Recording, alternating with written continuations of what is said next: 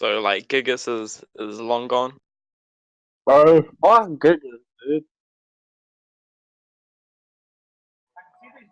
Oh shit. Alright, that's what I like to hear. Nah, fuck Gigas, man. Even I don't even play Tekken, but that character just feels like ass.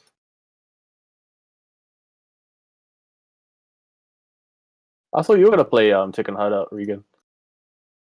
I still kinda am. Like I'll play like proper offline sets, but online is like that gives me cancer. I swear. Tekken ranked has like the online warriors in Tekken are like the most infuriating degenerates I've ever played. I'm not even lying. Yeah, like Street Fighter, like they'll have annoying playstyles, but they won't like take 2 rounds and then like key charge you or win with a wake up rager and then win quit you. It's like fuck off. It's like, where are you going? And then you rematch, win one, and then they leave, and it's like, are these people human? Like, dude,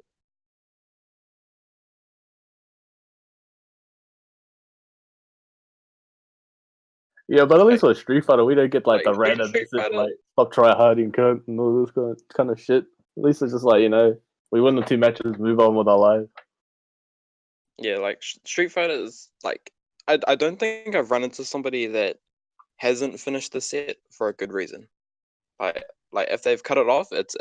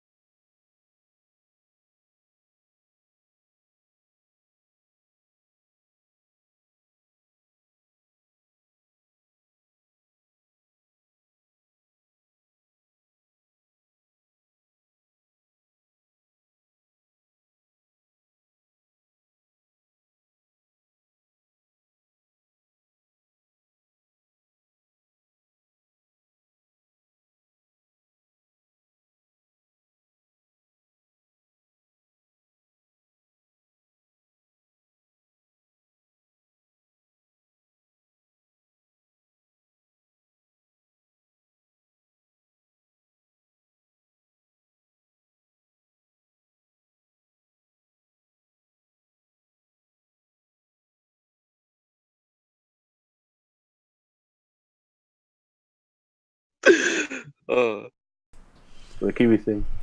Alright, I'm just gonna wait for sound verification from the chat and then we'll officially start. hey, Alchemist is playing Rotma. I'll watch this briefly before we start. I finally got to mentor, I think, with Narok today. Alright, suck. How you finding him? Hard. Yeah, he's takes some getting used to. If you've never, I forgot if you told me you played him before or not. No, I've never played it before. So when I started him, I was doing all the Gigas like inputs, and I'm like, yeah, it's not Gigas. Yeah. By the way, dudes, can you hear my fan from the mic? Nope. No. Ah, good. I'm so glad I invested in this mic, top quality. It's 40 degrees in Melbourne today, and I need this fan on. Oh. Not the bloody no fan stream. We're like dying cooking in your room. Dude, I feel for you, man. You're like, I don't know if you're in your attic there or like, it seems like it's hot as hell. No, this is just my room, bro. This is daily. Yeah, I need to invest into a high quality mic because what's in on my fan, all you hear is the whole entire time.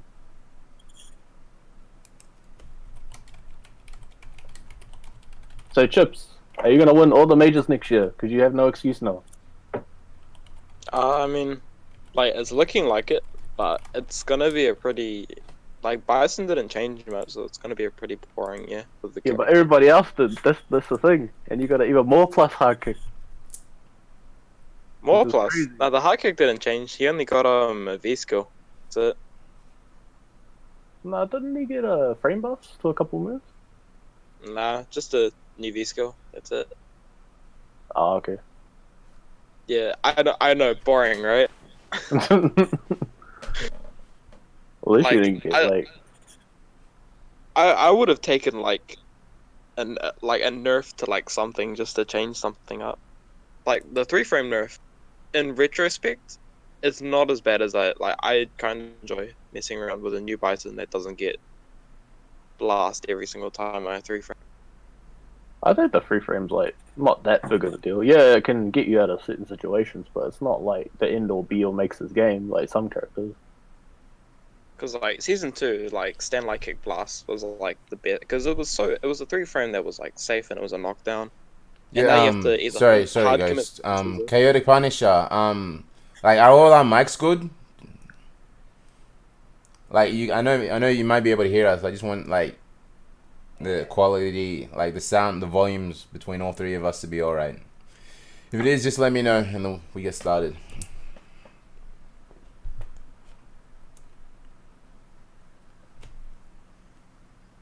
Alright, carry on, good. So like, it's technically a nerf, but it changed the character up enough to make it kind of enjoyable to test with. Yeah, season. Oh wait, what did I do there? Okay, there we go. Yeah, season 4 is gonna be like season 3 Bison in a world with just more nerfed characters. Which means you should not be losing any majors this year or next year. Which means Cammy got nerfed, which means Jamie's not going to be as prominent. And it was quite a significant nerf that Veraversal was godsend. Oh, minus 6 now. I'm happy with that. I'm happy. Oh, you get funny. command grabs. It's funny coming from a Tekken, hearing how like -6 is bad.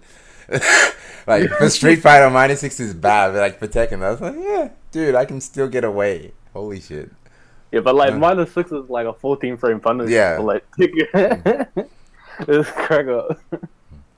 Anything past like 7, you're pretty much just getting sent anywhere. But that's a massive one for you because that means you're guaranteed a decent crouch, punch, medium punch. Yeah, crouch, medium punch, flame. Yeah, I could get an EX command grab into down fierce, V trigger, cross up setup, which can potentially kill her. Alright guys, hold off on that. We'll continue the Street Fighter talk. I think we're actually good to go. Alright, let's get started. Welcome everybody to episode, wow, we are at 19 of the Beast Dance. What's good? I am your host, The Beast, Abby. On today's episode, I think it might be the last of the year, so we got some very special guests. We have all the way from New Zealand, the Big Chopper himself. What's good, my man? What's up, yo? What's up, peoples in the chat? What's up? How you doing? Thank you very much for being on. And none other than the infamous, or should I just say famous, GhostChips. What's good, man? Thank you for being on. The prodigy. Yeah. Famous for the wrong reasons or the right reasons? I know, you tell me. Man, thank you very much for being on, guys. I very much appreciate it, especially since I put this together so late notice, which seems to be an ongoing trend with this podcast, but it's been working well, so like, why change a thing that's not broken? But yeah, thanks again for being on. Let's get started on a couple of intros from the both of you, just for those that might not know a little bit too much about the New Zealand scene and yourselves. Big Chopper, you want to do an intro for yourself? How you got into the scene? What games you play? So pretty much how I got onto fighting games was I got pissed off with League of Legends. Oh wow, that's a new one. Haven't heard that before. Well, I just got sick of team games, bro. I was stuck in Elo Hell for the longest time. Finally got out, and then I was like, I spent 5 years just to get the silver. Fuck this game. I'm gonna like go play something else. And then me and my friend Matt started playing Street Fighter 4 for fun. Okay. And I wanted to play Marvel, but I was too poor, so I had to play Street Fighter because I couldn't afford the Xbox. And then lo and behold, 5 years later, I'm here. That's the short story. But yeah, pretty much, yeah. when 5 came around, I took it more seriously and then actually tried to start competing. Wait, just sorry to segue so early into this intro. Was Marvel not in on PS4 or PS3 or whatever? No, I only had a computer. Oh, okay. And then I was like, oh, I couldn't afford an Xbox or anything at the time, and I was already playing on like the most toasterous computer in the world. Okay, yeah, we've all been there, man. We've all been there. And then like poor high school student, and then like I managed to get Street Fighter 4, and being able to play it was like sick. So I just carried on from there, and then I met this guy through 4. Nice. And this guy would be GhostChips. Let's get an intro from yourself, my dude. Hey, I've been like, my dad was pretty like he enjoyed gaming quite a lot, and he was a fighting game player. So wow, I've never heard that from any guest. Like all our dads have hated our fighting game careers. Wow. Okay, this is a breath of fresh air. Keep going. So my dad was around when like Street Fighter 2 was big in the arcade, so he played it when he was a kid. Like he's on, I think he's 42 now. He's 42. So and when we had a PS2, I think so. I started with a game called Tekken 4. Yep. I still really love that game, and then eventually it led to like, cause back in the day, $1 8-day rentals were a thing. Yep. So I just hire out like tons of games every week. One of them was a Capcom collection of Street Fighter 2, which my dad proceeded to like body mat for like 3 hours. Fast forward a bit, Tekken Tag 2. I was a 11-year-old double capo scrub who loved to scrub people out of the arcade with back 1-4. And then I've watched Evo 2014, and I thought that was cool to watch a double bracket reset. In retrospect, that's like the most boring grand finals. Oh god, you have no idea. Yeah.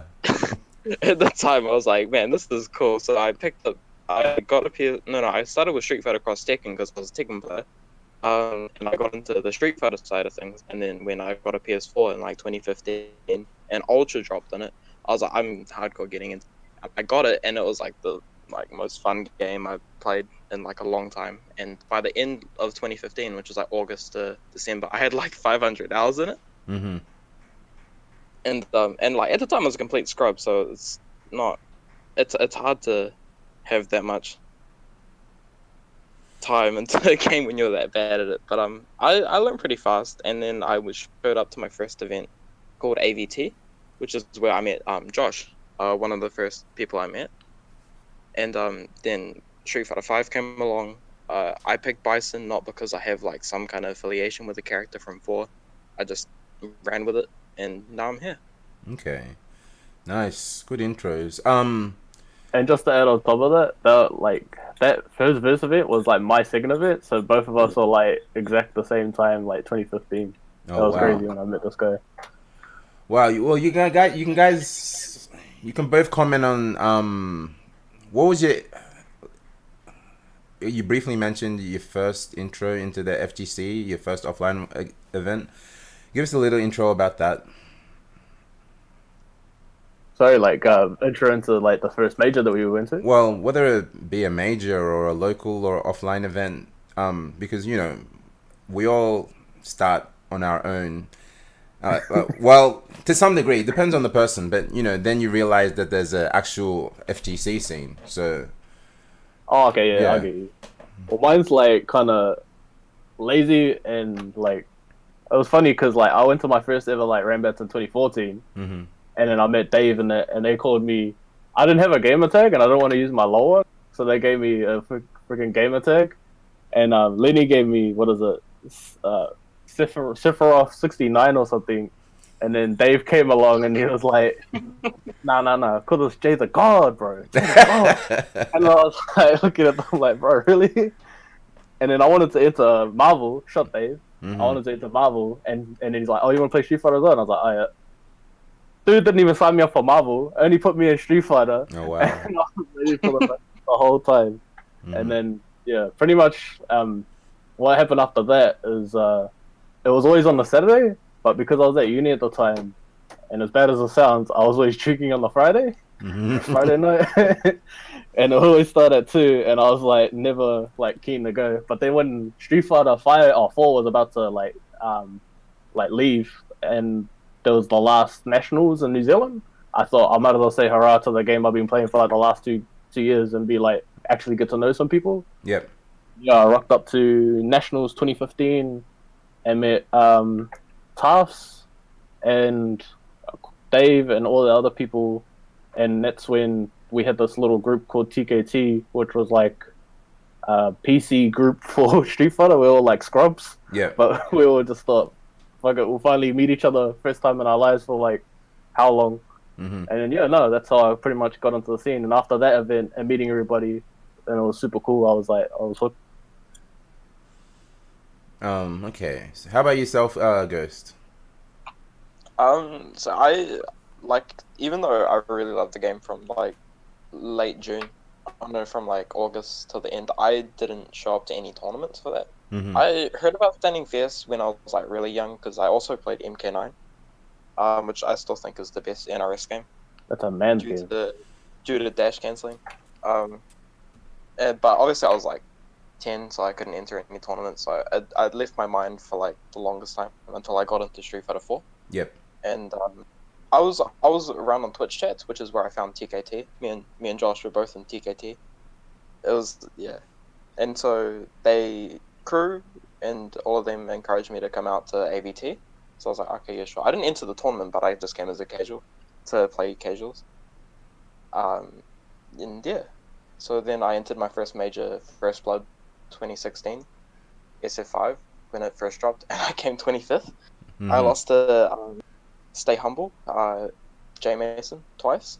He double jeopardied me, and I was like, because I beat him in casuals like right before that. I was like, I can do this, and then nope. At least you did better than me. I went 0-2. I got bodied. I had to verse Zosler, and then I had to verse bloody JV back to back. I was like, oh, nah, I'm alright. Wait, JV in losers? Yeah, oh no, wasn't JV. It was, I think it was Sky? When he was playing Ryu first? Yeah, you did way better than me, and you're only, what, like, 15 at the time? And my ass was like 19, 20? I was 14. I was 14. Oh, okay, yeah, you're 14, and I was like 20, 19, 20, getting bodied. Bruh. At the same time, the game had only been out for like 2 weeks. Oh, well, there was beta, but like the Street Fighter 4 gods, we're obviously still gonna run things. That's right, that was like Rumble's last true major. That was crazy. Yeah. So, given the, how new Street Fighter 5 was at the time, did either of you guys feel like a sense of like, okay, it's a new game, here's where I'm gonna like actually put myself on the map at any point? Not because I chose the wrong character.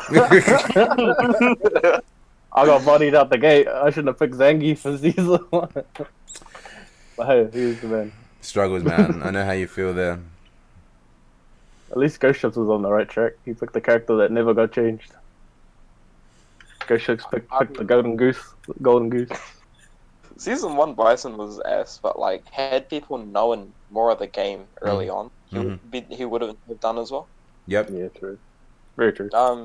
So Bison, like in retrospect, bottom 5, but at the time was Season 1, bottom 5. Yeah, Season 1, bottom 5 retrospect, without a doubt. He lost pressure off of everything because he had a 4 frame, and but everything was +1, so everything just got like everything trade.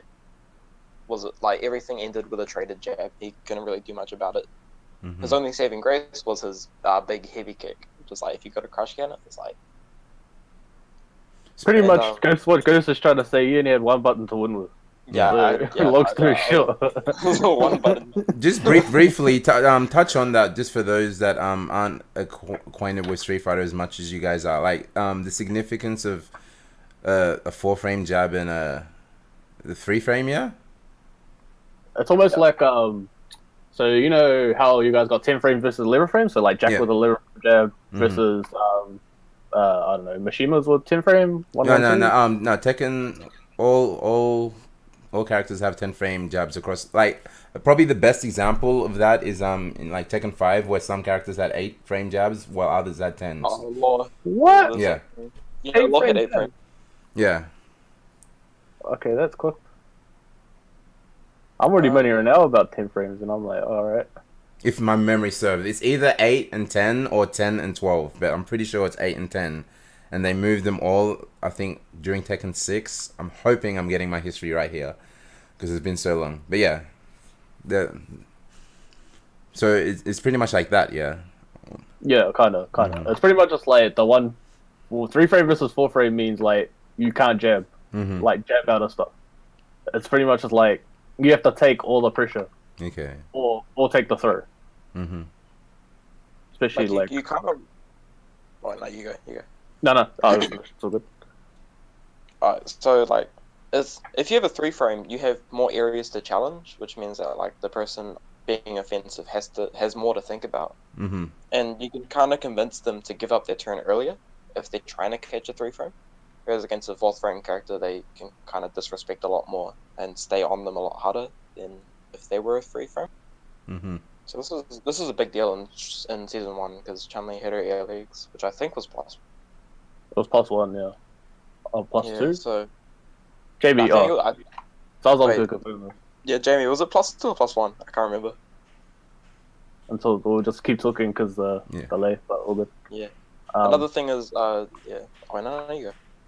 No, you go first. Yeah, Chun-Li, and also her forward throw after dash, she was 0. So if you had a 4 frame, you couldn't challenge. So she had a pseudo throw loop of throw, dash forward, throw.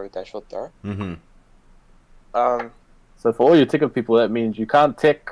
Oh, you could tick, but you're at your own peril. So like +1. Oh wow, that sounds like a horrible situation for a character to be in. It's like if you ticked, you might get launched. But if you don't tick, you're gonna get thrown, and then you're still stuck in the corner. Is this where that saying "take the throw" comes from? Yeah, exactly. That's exactly where it comes from. Oh wow. I thought it was take the throw okay. 5 It's times good to in a know row the and history you behind die. this. I thought it was for some reason it was a Kami exclusive saying. No. But No, yeah. no. It just happened that Kami was the only one that still had it after everybody lost it. No, yeah, keep Kami going. Nabuki. Yeah, Kami Ibuki still got it. So yeah, that's pretty much where it originated from. Is like, okay, I took here. Oh shit, I died. Okay, just take the throw. Oh, he threw me like 6 times. I died. All right, so when do I tick? So that's pretty much how the whole situation goes. But people figured out in season 1 that you could jump back tick. So that means you could like option select it. Back on this there. Yeah. But then it was still kind of stuffed either way because even when you're jumping back and that you couldn't block, so you'll still get hit. So it was pretty much just like a straight coin flip on what to do. Yep. If you guess wrong, you could potentially lose the match because Chun-Li just hit like a truck back then. Or even Ryu.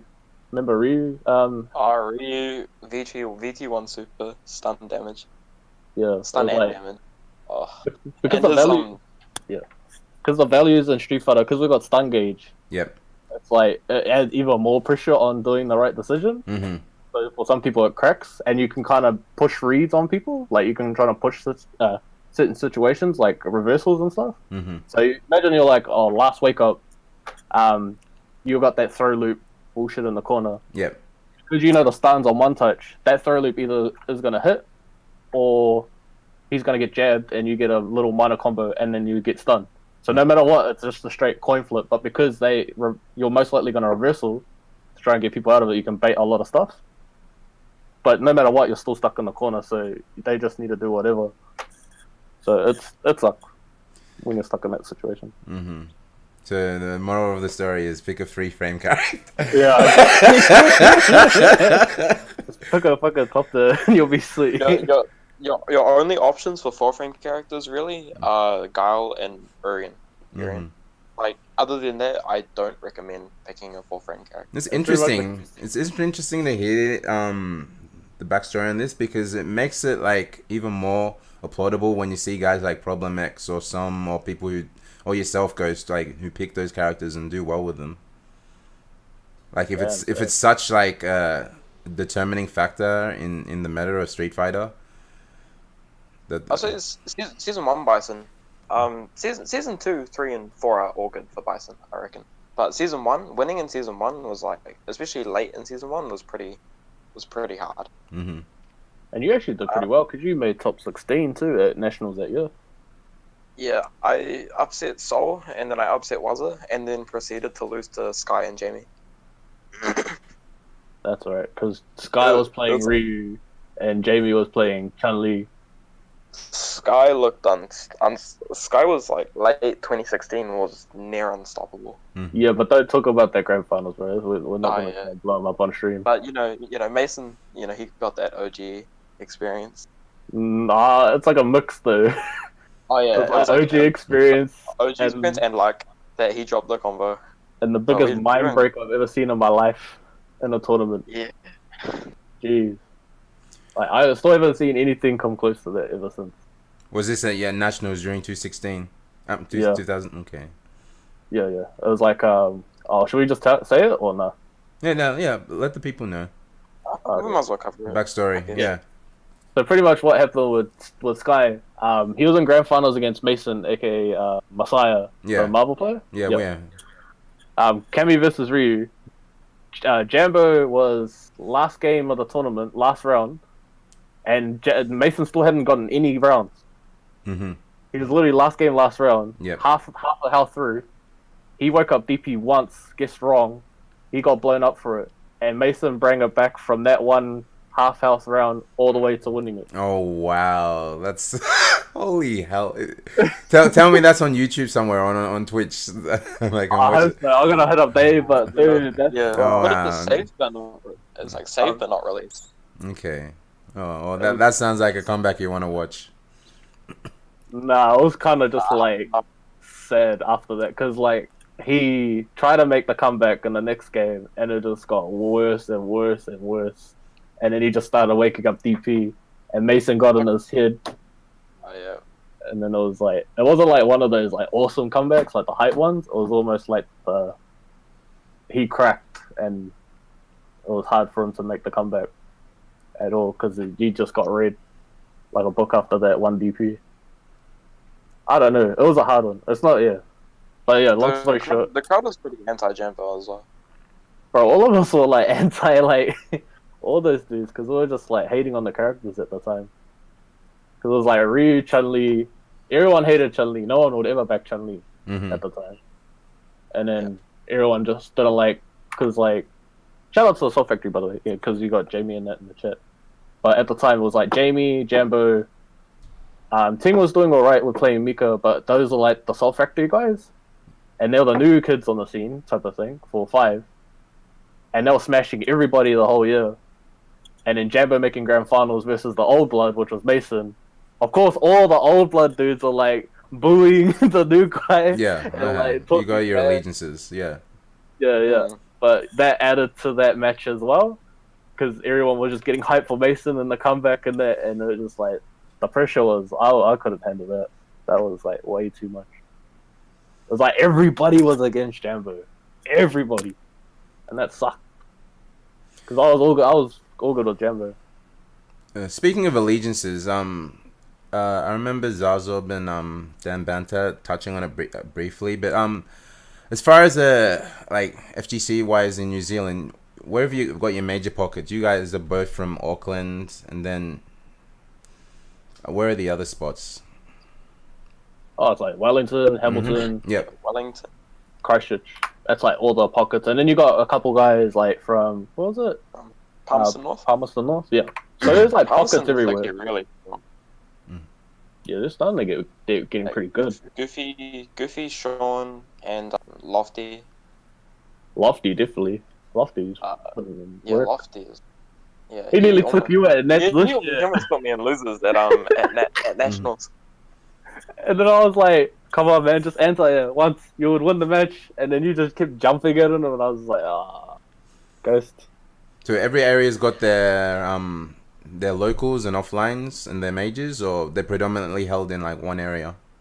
So pretty much Dave runs, or Standing Fist runs the majors of the year. So we've only got like two big majors. We've got one in Wellington that we consider a major. That's run by Expansion NZ. Shout out to Jackson from Wellington. And then pretty much after that, there's only like a few side events, like the Invitationals, like Damager Cup at the end of the year. So we have to play the whole year to get into that. Okay.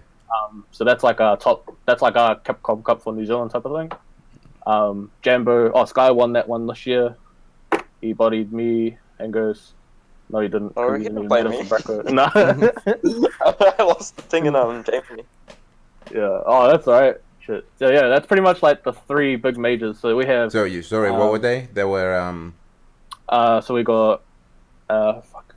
We just said it earlier too. Oh, we have Nationals, that's at the end of the year. Yep. We have them Red Zone Rumble, that's at the start of the year. Yep. And then in the mid-year, we have Crush Counter Capital, that's the Wellington one. So it pretty much goes up the country. So it goes Christchurch, Wellington, Auckland. Auckland, yeah. And then we got like BAM qualifier and all that stuff, so we can come meet you guys for free type of thing. But yeah. Nice. Yeah, and then maybe like Armageddon, if they have something like the Armageddon Expo. Mm-hmm. Sometimes they do something. Yeah, but that's only like the true three. So like we got our champion at the start of the year, we consider him the best in New Zealand, and in the end of the year, who's the actual national champion? Because I don't even, to me, I don't consider Damager Cup, where we had the top 32, is like the best guy, because you don't have to run the big bracket. Yep. He just runs everybody versus. So you pretty much play like two people and get into top 16 or top 8. Mm-hmm. So I think Nationals is like the crowning who's actually the best. Because that means everybody else. It's just like Evo, bro. I look at it like Evo. Yeah, it's pretty much New Zealand's Evo.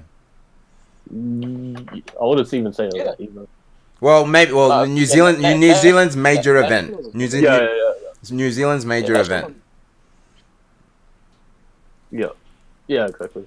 Okay. Interesting. Like I try and keep an ear to like everything New Zealand, but outside of, I know you have like those three nationals, but outside of that and the stuff that Standing Fierce runs, it seems you have like a lot of stuff on the side. Like it might not be Street Fighter specific. Like you know, you had those is it that LPL stuff for Tekken that was run? I don't know if there was a Dragon Ball tour that was you had that as well. Yeah, there seems like that be a lot of stuff happening on the side for New Zealand as well, events every now and again that like you know, I try and keep my ear to. Wouldn't be able to recall anything off the top of my head right now, but yeah. You're definitely right. There's like the TWT thing that happened at Dan one for ISF. Yep. And then the Dragon Ball one that was it Blackout who won? Tosh won that one. Tosh won that one. I think. Okay. Yeah, Tosh won that one. Yeah. So yeah, we got that stuff as well. Like, but it just depends on the year, I think, because they keep shuffling it around. Yeah. Yeah, that's pretty much it. Interesting. All right.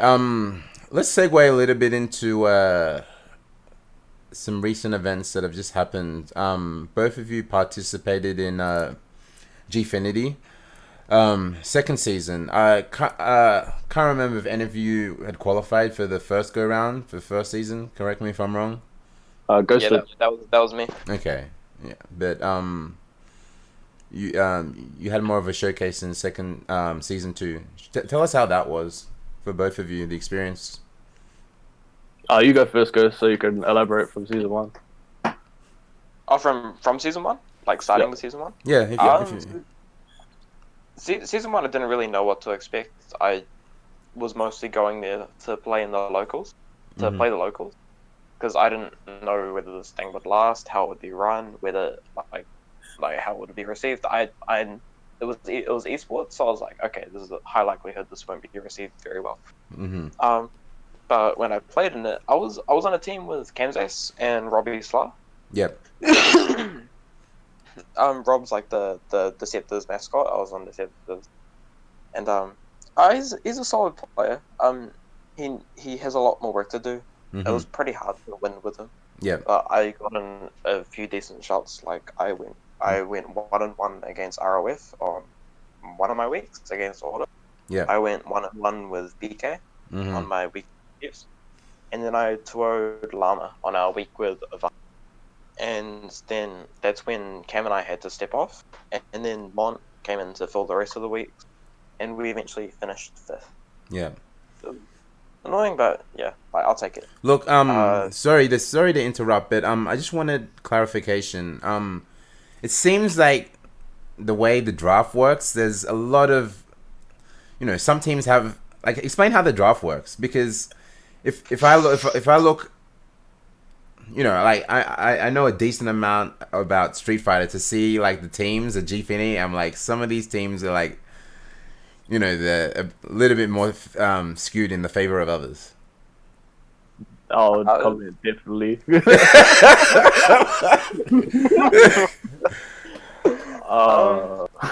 Like I'm not sure if you have like knowledge as to how like the draft works, but it'd be interesting. Okay, you tell me, guys, because I don't know. I'll say 4 things because I don't want too much backlash. Okay. Well, say what you can without getting in trouble. Okay. Yeah. I'll apply them. Yeah. So there are 6 teams in it. Yeah. 4 of them paid to get in. Mm-hmm. 2 of them don't say that, son. You're definitely gonna get cut, bro.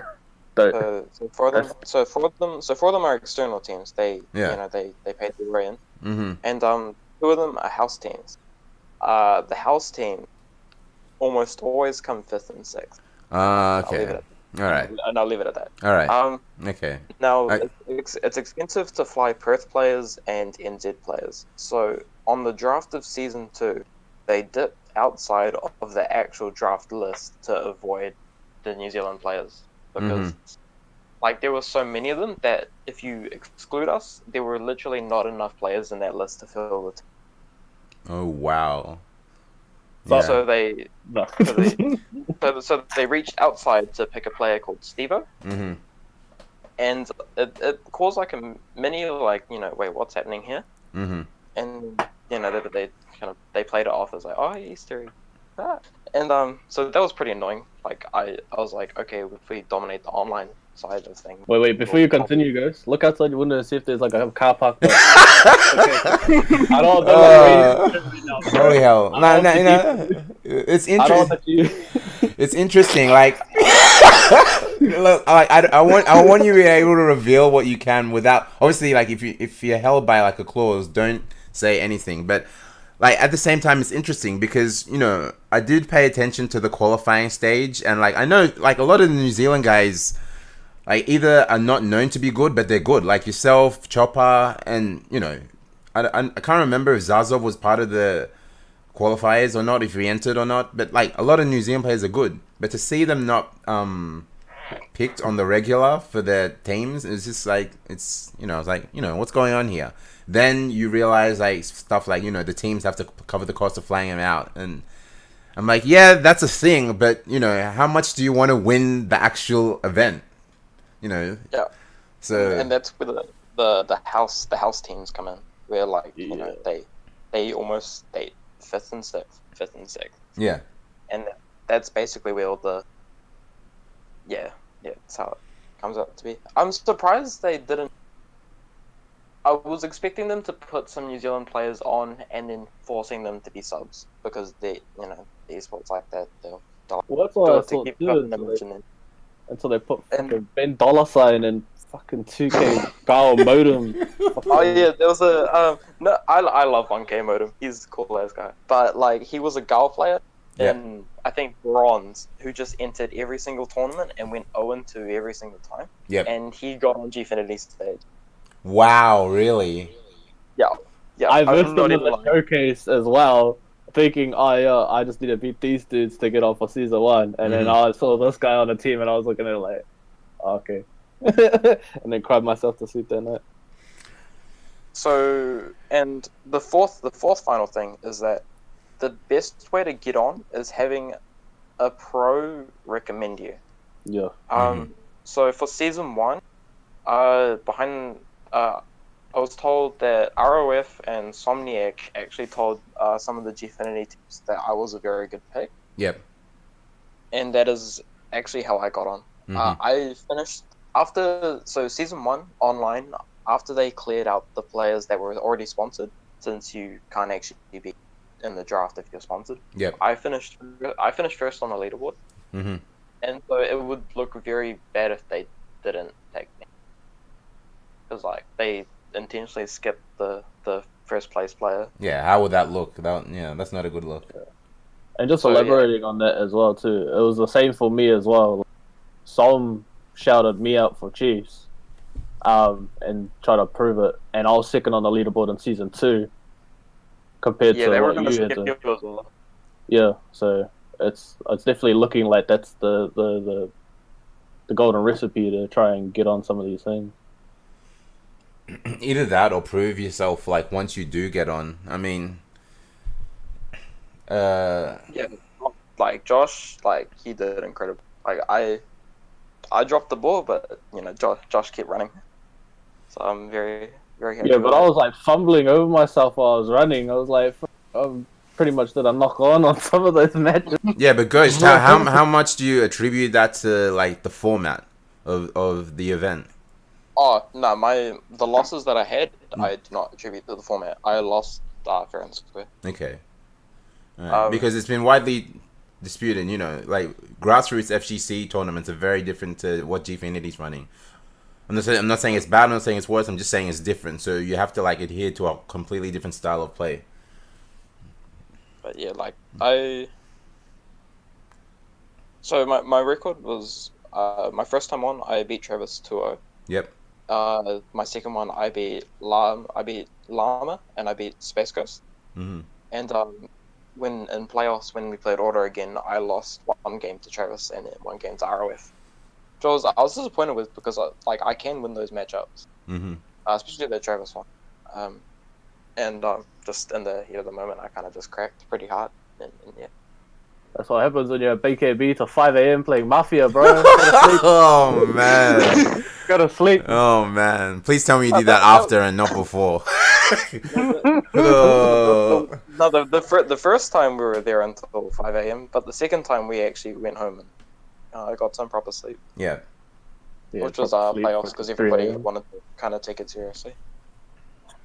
Yeah. You definitely didn't look on form that day, and I could tell that was playing as well. Like I was just panicking because like it was so doable, especially after Taylor won the first game. I was like, you know, we could actually like do this. And then that kind of led to my downfall as well because it was like that thought of being like, yeah, we could do this.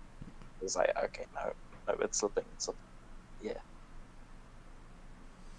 And as then opposed to looking at like, yeah, I'm just gonna do my best and I'll leave it like that.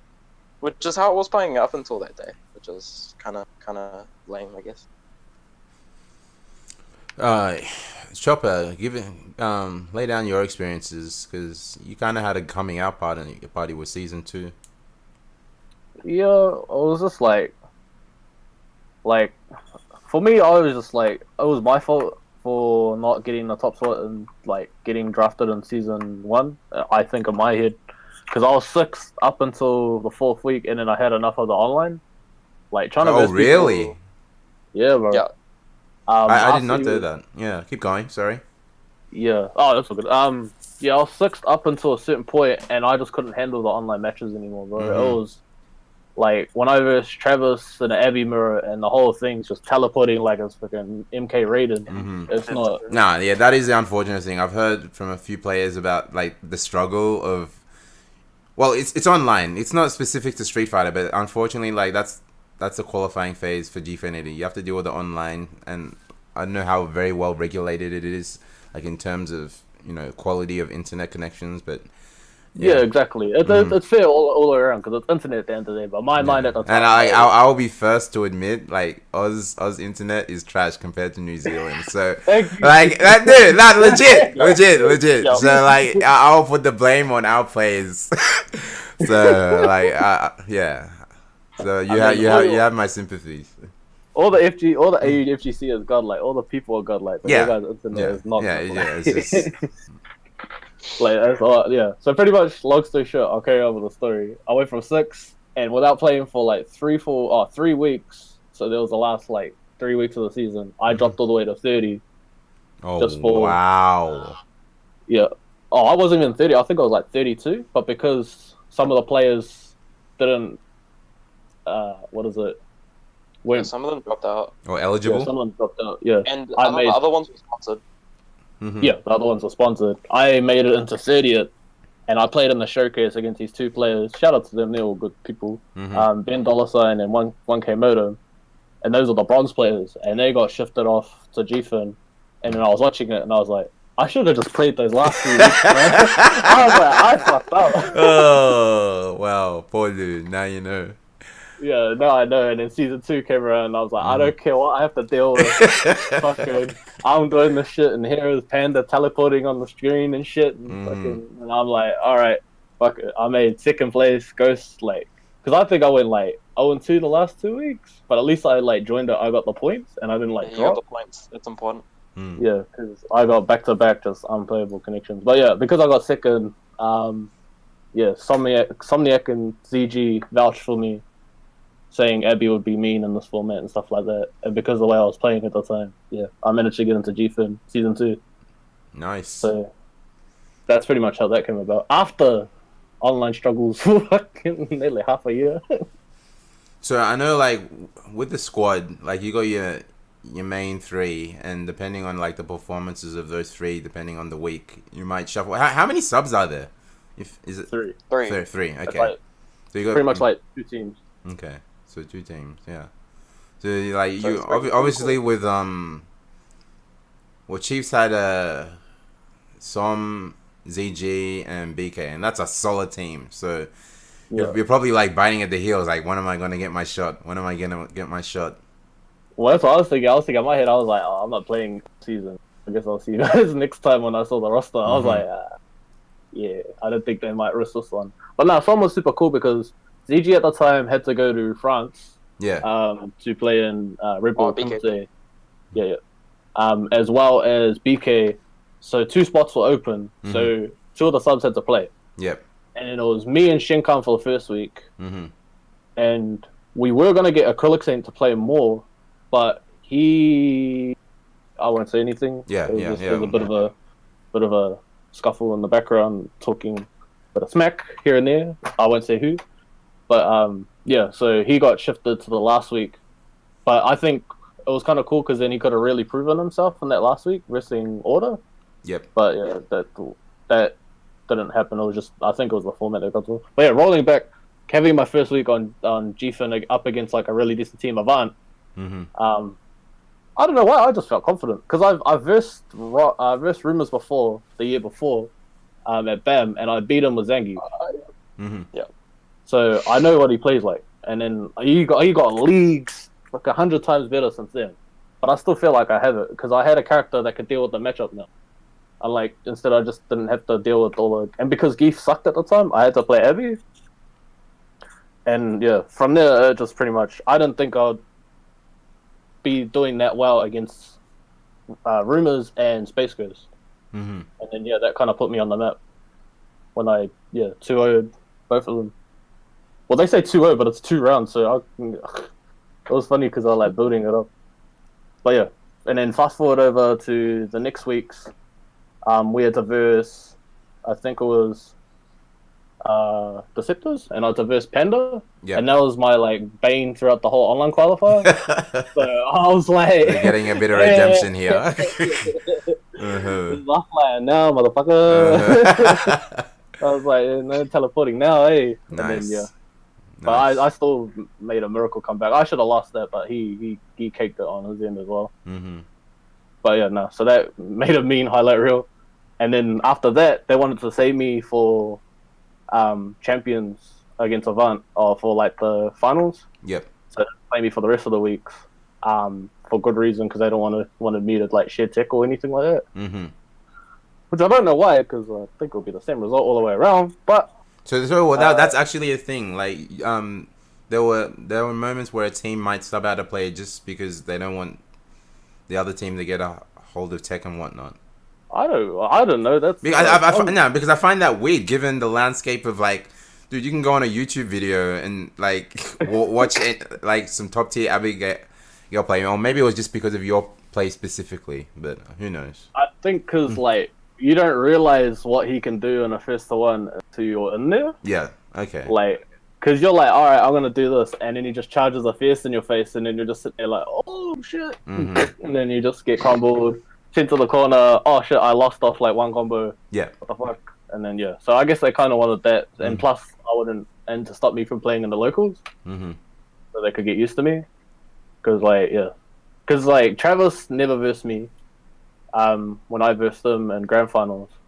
Bug's the only one that plays me often, so he knows what he needs to look out for, and then also what beats me, like because I backdash in certain situations and stuff like that. So pretty much, long story short, it was like that. But I don't realize I didn't realize that when we versed Avant, I'd had to be the one to get us to grand final. Oh wow, talk about that. Oh bro, okay, so BK lost his first match. I was like, alright, sweet, we can still do this. I won my match against Rumors. I'm like, oh sweet. Tom loses his match. I'm looking at both of them like, bro, are you alright? Okay, fuck it. We can still do it. I win my next match against Rumors. With the pixel, Yeah, the EX BK ROM, wasn't it? Yep. Yeah, exactly. Freaking skin of my teeth, praising the Lord while I was in my. And then BK won his next match. Sam loses his next match, and I'm looking at him like, "You're the captain, dude." Oh, dude! Like, come on. Even the captain can have an off day, man. Even the captain have an off day. But even then, why you gotta do this to me, bro? Oh, dude! If anything, it's set up for a good last match, man. Because I remember watching that. I'm like, holy hell! There's a lot on the line here. But see, the thing is, you had to feel confident because you had to play him for a third time, but you'd already beaten him twice. Yeah. Oh, whenever I play, it's different. But at the time, it's like I got two versions of me. I got Chopper and then I got me. When I go out of me, I'm sitting there like, "Bro, are you serious? I gotta do this?" And then, but when I play, I'm like, I just don't care anymore. I just say, if I win, I win. I lose. Nah, that's good. You got the mental mindset for that. That's good. Yeah. So when I went to play Rumors the third time, I realized he cracked because of that parry the game before. Yeah. The stupid parry. Yeah, he was like, "It's a bug. They need to patch this stuff out." And he was saying it, and I was like, "Shout out to Rumors, you're the man." But yeah, he cracked from that, and then I could done whatever I wanted. He was still playing the exact same game the whole 3 matches. Yeah. So I just had to adjust it minor, to the footsies and that, and then it just didn't matter anymore. It was just that last sequence because I got kind of not nervous, but I was like, why didn't this work? So it led to me doing this specific thing. That's when I was like trying to go for the armor breaks. It was a pretty sick read, but I thought I was close enough. But I didn't realize he was either backdashing or mashing on the armor break. So I armor braked him, and you're supposed to roll. It's sort of like King's Rage Drive. Armor King. Oh no, what is it? Armor King's Rage Drive. Yeah. So you're guaranteed something afterwards. Okay. But I missed the gap. So he could have just blocked and might have potentially won the round. Yeah. But he got counted instead. Oh no. So I was looking at the screen and then even BK, that's why you see us shaking hands and laughing because he's like, "Oh, you got away with murder, eh, bro?" Yeah, because I saw that reaction and I'm like, what exactly? Obviously, I don't know Street Fighter to that level. I'm like, what the hell happened that they're reacting that way? But yeah. Because me and him were laughing bro, you could have lost just. Yeah. You could have just fucking done whatever combos or whatever stupid, and you had to have one more guess. Nice. So yeah, me and him were just laughing, and then it was just like, yeah, sweet, grand finals. And then fast forward to grand finals, and then I was like, I lost first. What was the prep leading up to that? Because I think that match, you performed well the couple of weeks beforehand, but that's when everyone was like, "Oh, this is the big chopper," and there was kind of a little bit more hype around you. It was grand finals. Roth's team is known for that trash talk, and you got a little bit of it behind yourself as well. So it was just I don't think it was just meant to be because I didn't get the matches I wanted. Was just Travis Roth. I got Bug. I didn't prep as much for Bug, but Bug is it's just e-bookie. It's hard because I can't make the reads in the first one against that kind of e-bookie. Yep. It's so I just guessed wrong in a sequence, and that's pretty much what happened. It was straight 50-50. I thought this, he thought that, he won. So it was fair. It was he beat me fair and square. Yep. But it was just it was at the time. It was just it wasn't the storyline I kind of wanted. I wanted Travis, Roth, get the run against Roth, hopefully win, talk shit, and then but then it was like I lost first, BK lost second, Roth lost third, so it was like I lost a bug. BK lost to Roth, and then Som lost to Travis. And then I was sitting there, bro, and I was like, head on my hands. I was like, we need a Guile theme right now, right? I was saying to everybody, trying to hype them up, like, yo, let's go, bro. We're meant to lose this, all right? Fucking, let's go, like, like, fuck if we lose or who cares? Like, let's try and make this fucking cool in there. Yeah. So I knew I was next up on the block. And here's I looked to my left, I looked to my right. BK's on his phone. And then fucking someone was like, phone. Yeah, like BK always. How did he get the phone on stage? Oh no, not his phone. He was like looking at something. I think he was like playing with something, not his phone. Hang on, you know how he usually has his leg up. Are you about to out BK for something he shouldn't have been doing? No. He wasn't on his phone. Sorry. Yeah, so he was fiddling with some fucking. Yeah. And then someone just looked distraught because he couldn't anti-air Travis to save his life, and I was like, "Fuck, man, just jump back there. Who cares if you got that damage?" Like, so obviously there was a little bit of mental damage because of the losses. Yeah, but I didn't care because I was like, all right, I'm up against Travis. I'm up against considerably the best dude on the team. Let's fucking go. Let's do it, And then I went 2-1 against him, and then I was just super happy. I was like, yo, we can bring it back. Some goes up, loses, and I'm like, all right, sweet. let's go shake hands with other players and all that. That was the end of Gfin. So it just wasn't the storyline like that I projected. I think they prepped for the players, but I definitely knew I wasn't ready for bug. So the order of the team, like it's picked beforehand by you guys. Yeah. So we all pick, but I think we did a last minute change. So I was meant to go second both times, but then suddenly I got moved to first. Yep. And then I was like, oh, okay, sweet, fuck it, because you don't have a choice. So both sides picked, and then we just didn't get the matchups we wanted. Wow, that's unlucky, because like from the sound of things, like you were kind of ready for Travis or Ruff, but not really for Bug.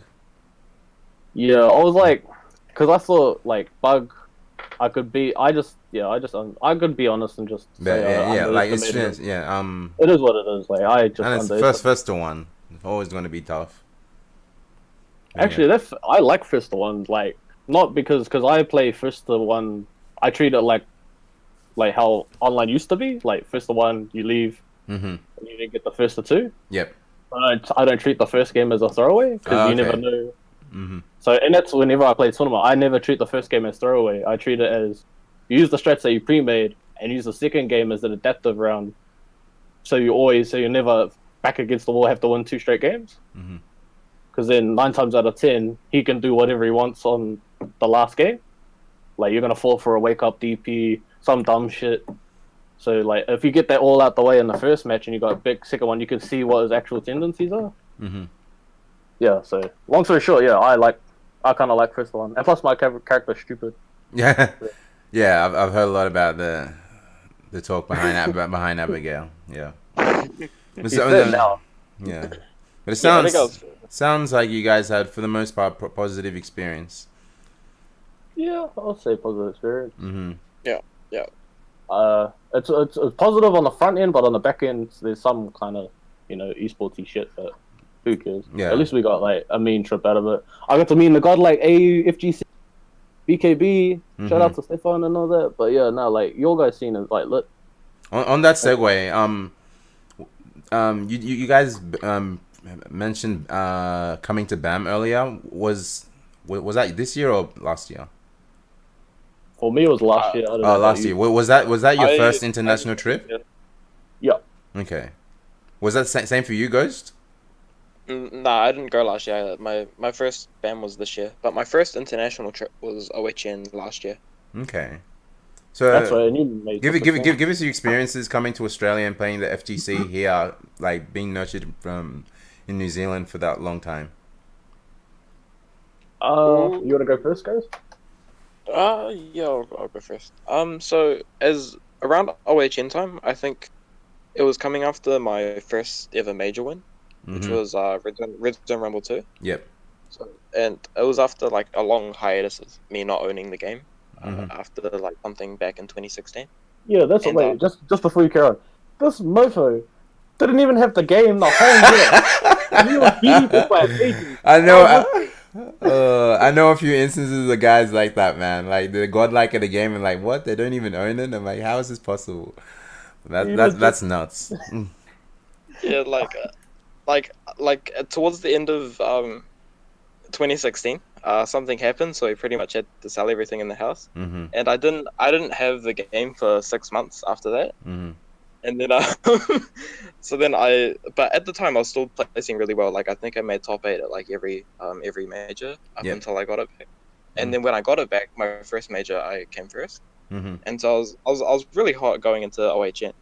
And then I got a really low seed, but it was like a really doable low seed.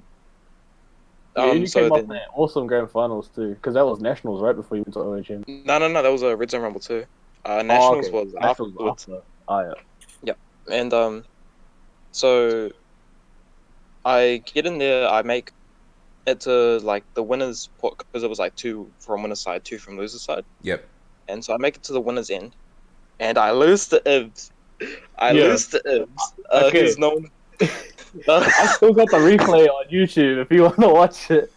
No! Dude, send it my I way, was- please. He sounds like he's minus- distraught about this. -2 I want to see this shit on stream, yo. I'm gonna blame you off for this. One. Oh. I couldn't believe you played like that, dude. You're lucky I'm on the Zanchin account right now. Bro. I was like so confident. I was like, I'm gonna make it out in winners. I'm gonna beat Tachikawa, Yeah. and then I'm gonna make top 16 winners, Mhm. and then I'm gonna like do my best to get into top. And then I lose to Ibs. I was like, everything came crashing down. I was like, oh my god, are you kidding me? I lost to Laura that did -2 super, and so I get into losers, and it's a harder run. I had to play against a Bison player called Riku, Yep. or Leetness guy. Mhm. I barely beat him. I think I beat him with like dash forward, crush, kind of heavy kick. And like I saw the pain like spread across his face because it was 2-1. I won that 2-1. So I make it through in losers. I play against Burnout, who at the major before when he came to New Zealand, he 3-0'd me in top 8. Oh wow. And I managed, like, I did a lot of research. Like, I literally picked up the character, played Dalsum as my secondary to learn against Burnout, and I beat him 2-1. Nice. And then I had to play against Infiltration because Somniac beat him. Oh wow. Yeah, we were like sitting there in the background, and I was like, "Oh, so I guess you're missing something." Nah, to the like last setup, and there's Infiltration sitting at the center, and we're like, "Oh, good luck, bro." Shaking hands, giving them hugs. Yep. Yeah, like for support, I would have been like, well, if Somniac was able to beat him, maybe you have a chance as well. Oh, Yeah, that's rough. At the time, Somniac was like miles ahead of me. Mhm. So I got around off Infiltration. I got around. Mhm. So I'll take that. So I took my 17th place. I was That's pretty good. happy. And it's always good playing that international competition, that high tier, just to see where you stand. And then what did I do? I always hold it close to my heart. I beat Moke in the first of 2 in casuals. So technically, Oh yeah, I was watching that too. That was hype. I was like, yo. technically, I came 4th at Capcom Cup. This guy claiming spots. Bro. Oh my lord! All right, nice. So and Chopper. So that was your first international, Australian event. Yeah, that was my first international in general. Yeah. Okay. Yeah. Nice. Yep. And for you, Chopper, was BAM this year? Nah, BAM last year. Yeah. Yeah. So I pretty much I was like first international event. I was super stoked because I came top 32. Mhm. And that was a pretty stacked BAM event. Only New Zealand did it. Yeah, which was, and I made it further than like ZG and shit, which I was like super happy about Mhm. because I had to verse. So pretty much all the Gfin people. That was the first time I ever met them. Yeah. Was that BAM, and I had to run them through that whole bracket. So I went. So I lost my first match against the Rashid, and it was all because I tried to like normal SPD on the ground, and I jump back jab. Oh no. For the last mix-up, and then he killed me, and I got knocked into losers, and I had to do the whole losers gauntlet. But pretty much what happened, I Banter versus Rumors, Rups, some other Karen player, some other some other player, just a whole bunch of players. And then I get out of losers top 32 after I beat the Guile 176 or whatever his name is. 257. 257, yeah. I felt sorry for that dude. Everybody was mocking him, and I was like, so, because he kept getting hit by running bear grab when I was versing him. Yep. And then fucking commentators had to go and say, "Oh, this guy it took this guy 2.75 seconds or whatever to react to whatever." Oh no, poor dude. And I was like, "Oh, okay." So straight after that, I had to verse Go on, and I nearly beat him last round. Oh wow.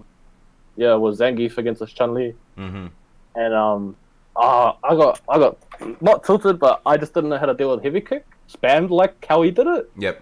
He literally just like, no joke, was just like, and I didn't know what to do. Mm-hmm. And he was like, after he explained it to me, he's like, just crouch jab it all the time. Because I hit him with some pretty decent stuff. But yeah, I was just glad that I made top 32. And to go nearly beat Goichi at the time was super sick. Nice. And then yeah, got to meet all the dark-sided guys and that back at their crib and stuff like that and play with them. Oh, that's sick. Bit. So yeah, that's my first like international major. Don't ask me about my second one. What was your second one? No, it was alright. Yeah. I like played at Oceania, the same one that Ghost went to. But I was playing my 2-week Abigail to test it the whole way. I still made top 32. You made top 32, yeah. Yeah, but I had to lose to 2 fucking Chun-Lis. It was like back to back, like every international major, I lost to Chun-Li. It was like I had to verse MOV and winners. Mm-hmm. And then I had to verse Falco and losers. So it was like polar opposite Chun-Lis. Like one was like the most patient Chun-Li I've ever versed, and then you got Falco who just jumps at me for free. And I was like, alright, sweet. But yeah, it was alright. But I was just playing like a nut. No, that's good. No, it's good that you guys get to travel out. Like one thing I like to give New Zealand props for is their like ambition for traveling, and I've said it time and time again, and hopefully it changes this coming year. That the Aussie players need to visit. Like this is a shout out to myself even. Aussie players need to come out to the New Zealand events, like a lot more. And yeah, we love it out here. Yeah. What do you mean we love it out here? We live here, bro. What are you on? I mean like when they come over. Oh yeah. Mm-hmm. I hope so. Like, no, yeah, I think we like had there's. a good track to come over for Nats this year. yeah, Yeah, you had a decent amount. You had ZG came out, Falco came out, the Dark-Sided Boys. Sketch was there for Dragon Balls. Who else? Colonel came out for Tekken. Nice. Yeah. Rups, Southie. Oh, not Southie. Sleepy Nick, who's a Melbourne Ken player. Mm-hmm. Dara, I think he's a Laura from Sydney. I'm not too sure. Yeah, like a ton of them. I think about 11 or 12. Yeah, that's right. Yeah, that came out in full force, and then I think it was Australia took Dragon Ball, India took Tekken, India took Street Fighter, cause yeah. What do you mean? Yeah, what's the thing? Yeah, cause you beat CG. So I'll take what I can get. Yeah, that was probably a really hype grand final. Why is it that all your national grand finals are like super hype? I don't know. Well, like I was watching like the finals for like it's the international rivalry. I think 1-1. Well, I think if you're asking specifically about New Zealand nationals. No, it was like the specific grand finals because Ghost just beat ZG. Mm-hmm. It was close as fuck, and I felt sorry for ZG because he just lost. ZG beat me earlier as well. Yeah, and ZG lost to Kansas. Yeah. Mm-hmm. Yeah, ZG lost because to he did this super the wrong way. Yeah. Yeah, exactly. Now the thing with Cam backdash, and that's actually the wrong decision because if he does the forward super, that catches you. If you crouch it, it whiffs. But if you backdash, the forward super catches you. Yeah, but Vega sucks, so that doesn't matter either way, right? Yeah, and then it went the wrong way. And it went the wrong way, and then I was like, "Oh, sweet, I got a free win. Let me hit the super real quick and claim the victory, so I can go to grand finals." Fucking yeah, no, it was funny, but it was hype.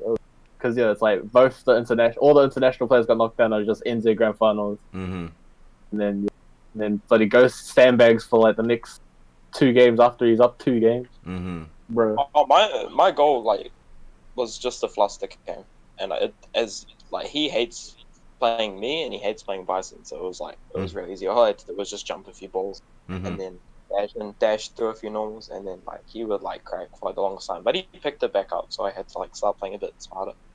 In the very last game, which is not what you want to start picking things up, but it's faster. Because I was looking at you on stage and I'm like, are you sandbagging or are you trying? Like, is this like? It was half and half. I sandbagged Falco because I want I had to preserve the energy. That guy, man. Why you gotta treat Falco like that? Falco's a good guy. You always give your all ghost, never like half-ass. All right.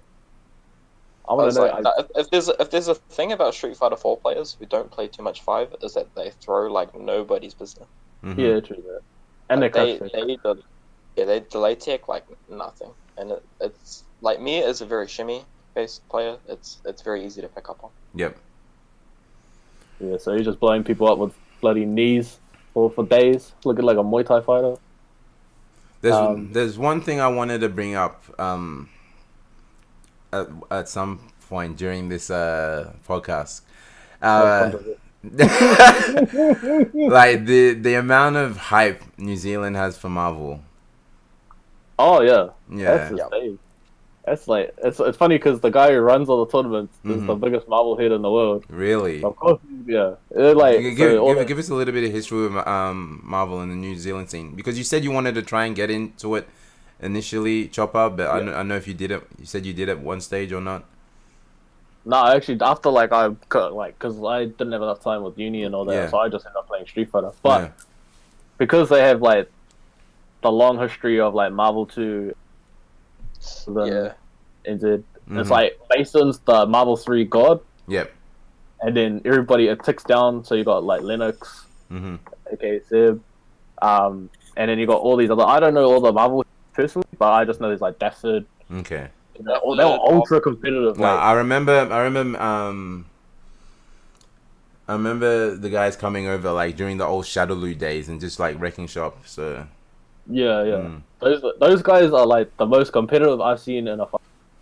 Mason versus it's still kind of like that now with Infinite with Isaac, Isaac and Mason, but it's like it's not the same when the game's like not being supported and stuff like that. Like people are trying their absolute hardest. Shout outs to the New Zealand community, because like even like whatever your thoughts are regarding Infinite, like I'm not sure, like they still trying to get behind it, or like at the very least still keep running Marvel 3. So it's good to see. Yeah, and that's why it's like it's just pretty much that's like their game. Like it was the old head game in a sense. Like before us, it was like that and 4.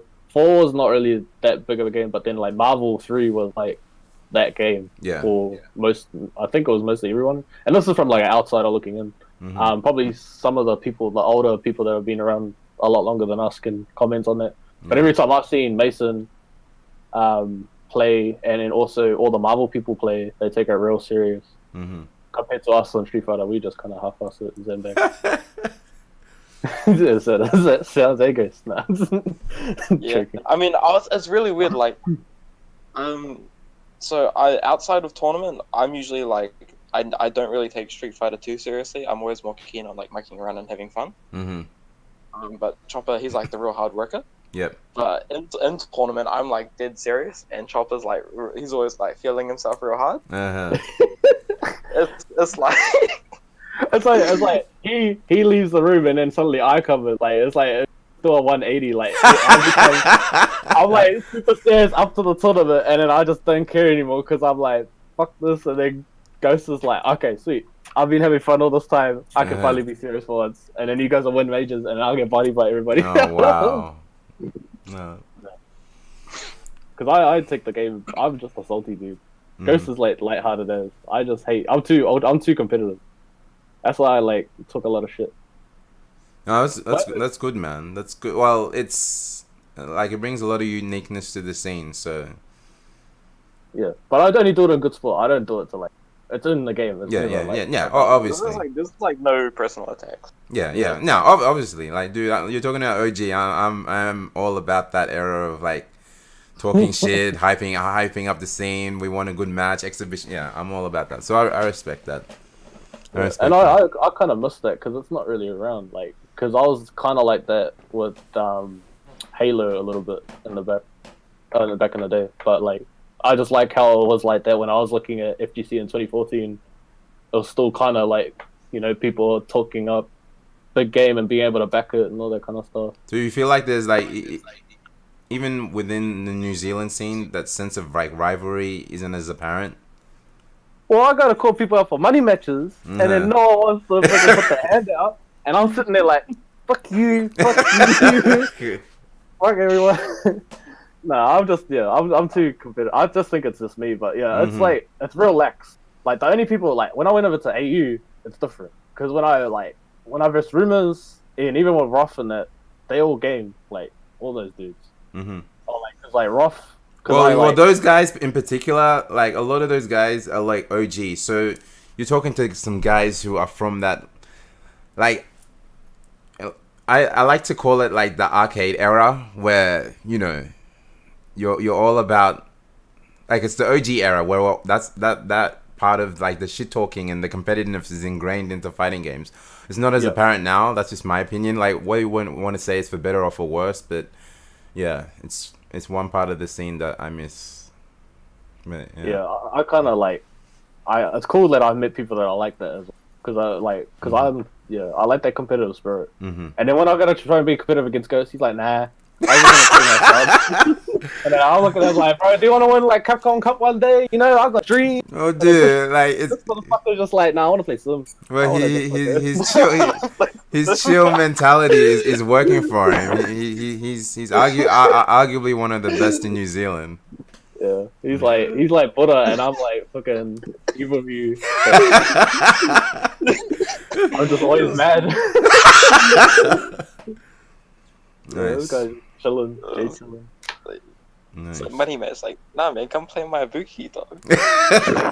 Oh, don't forget, bro. This is just a running game. You won't go on like, yo, fuck your Buki, bro. You're stupid.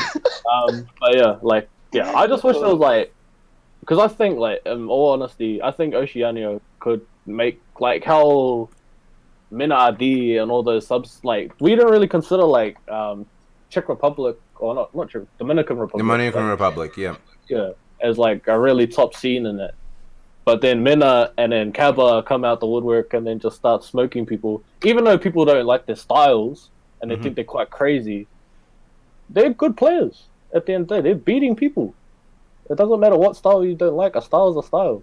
It's just like you compare it to fighting styles, you know? Mm-hmm. Of course you're going to have styles that are better than others, like, you know? That's what happened when UFC came around and half the styles got bodied. But, yeah, it's kind of like, I think Oceania can make it up there.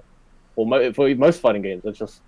I just think we need a bit of a driving force. That's why I'm glad, like, Roth's like that, Rumors are like that, Travis, heaps of these people are, like, wanting to go further and further with it.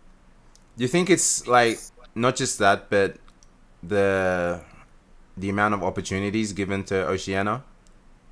Yeah, but then it's kind of like that whole, like, thing, like, we're already at the arse end of the world, so it's up to us to make it happen. Like, it's no matter what, like, it doesn't matter about opportunities.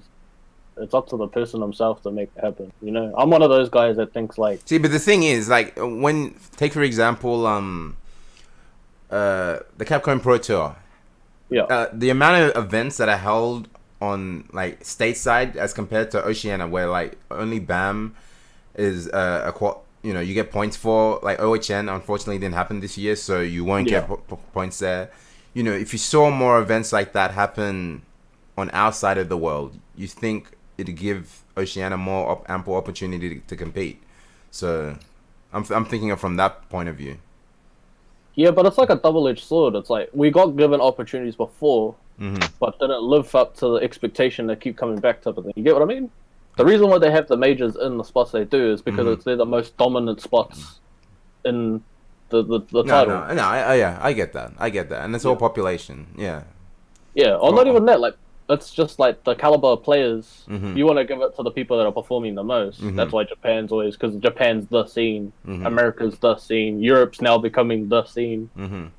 And plus, it's like we got good players, but we're not beating, like, I don't know, top 50 players in Capcom Pro Tour, depending. Somniac maybe. Yeah, but how many Or like how many New Zealand players have ventured out? Like how many New Zealand players have been to Evo?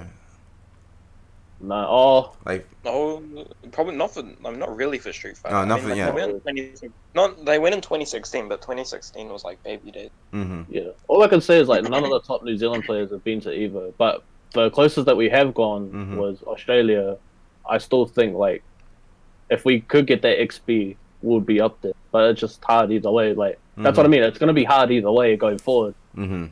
That's why it's hard for me to explain because I can't articulate the words properly. Yeah, no, that's fine. That's fine. It's like it's hard for us because we haven't given the opportunity, but because we haven't got given the opportunity, Mhm. we have to make use of what we've already got. No, that's fair. I understand that. Yeah, That's so it's like, because I believe like Australia could fuck up some shit. I believe NZ could fuck up some. Like, because we got Jamie, Sky, Zazab, Sky, Ghost. I don't know if I'm up on that. I think I'll do alright against everybody else. Mhm. Cam's Ace, I don't know about now because of his character. Yep. And who else would you say, Ghost? Like out of those I ones? reckon Isaac could be focused. Yeah, but he keeps fucking playing Fortnite. And I keep On that topic, yeah, bring up the list of like New Zealand players, Street Fighter wise, that you feel like could compete on the international level. But the problem was me. I take it too serious, and if I go hard, I go hard all right. Mhm. That's why I'm usually lazy with a lot of shit, unless I try my hardest. And when I do try my hardest, it goes a bit too serious. Ghost is definitely up there. Yep. He's probably the perfect example. The only thing is, actually, I don't know. What do you think? Like, you have a problem with Ghost? Because I can't see much. There's only like a couple holes, but that's on the day shit. That's not like. It's like don't go to BKB till 5 in the morning. You know, get some good sleep, have a good feed. Or I have a problem with just keeping up throughout the day. Mhm. Probably like my worst part. The longer into something, like I can first to 10 is probably like my cutoff. Like I think I'm really good at first to 10, but anything longer than that is like I can't. Do you feel like you're drawn out due to the long tournament environment? And especially like on my first times going to Australia. Yep. It was also like my first times going overseas, and it was my first time experiencing jet lag. It was like it's practically nothing, but Mhm. at real. the time it was like I was like, what the fuck is this? Yeah. Like it's like it feels like having mixed data. No. Even like I can tell you, man. Even from like Australia to New Zealand, like if you're not used to that, especially like going to a new country, dealing with being on a plane for that long. I don't know how much you settled, like in Australia, before the actual tournament date. It all factors in. well, on that subject, that's why I purposely flew out to Australia on early, just for that. And then stayed at Yeah, and stayed at the Chief's house just so I didn't get jet lag. Because with me, it's sleep. Mhm. Like, if I don't have sleep, you can tell when I'm playing like shit. Like, Yeah. Damager Cup this year, because I was like, my idiot fault for like drinking and all that kind of stuff and staying up late, Mhm. I played like absolute trash against Ghost in that. And that was the same when I versed him at Bankstown before the thing. Like, I had no sleep because I was like, woke up at 3 in the morning to catch my flight. You know, cheap flights. Mhm. Always good. But yeah, it's like, yeah. So, should we get back on topic or Yeah. for the list? Alright. So, Ghost is probably the perfect example of like, we could make it. Like, he could compete against the top players. He just needs XP. Mhm. And because of how young he is, he's not conformed to certain ideas yet, like most of us players. And because there's no new games coming out, he's in those prime right now, technically. And then going into like 21, 22, he could be like Knuckle Dude. Mhm. Because how old are you now, guys? 17, turning 18? I'm 17. I'm turning 18 next year. Yeah, so he's like a Dude. clay pot, bro. you got like you got so many years ahead of you, dude. You want to say he's in his prime now, dude? You've got not even. No. I mean, I was with that. Nah. I know what you mean. Yeah, but he's like in that clay pot still where you can 100%. Yeah, mold him. Yeah. This guy could be in a New Zealand Sonic Fox. Yeah, exactly. Just not furry and not all the other things. But yeah, like, cause like Sky, I think could make it. He's got the talent. Mm-hmm. He's actually got like one of the biggest talent things.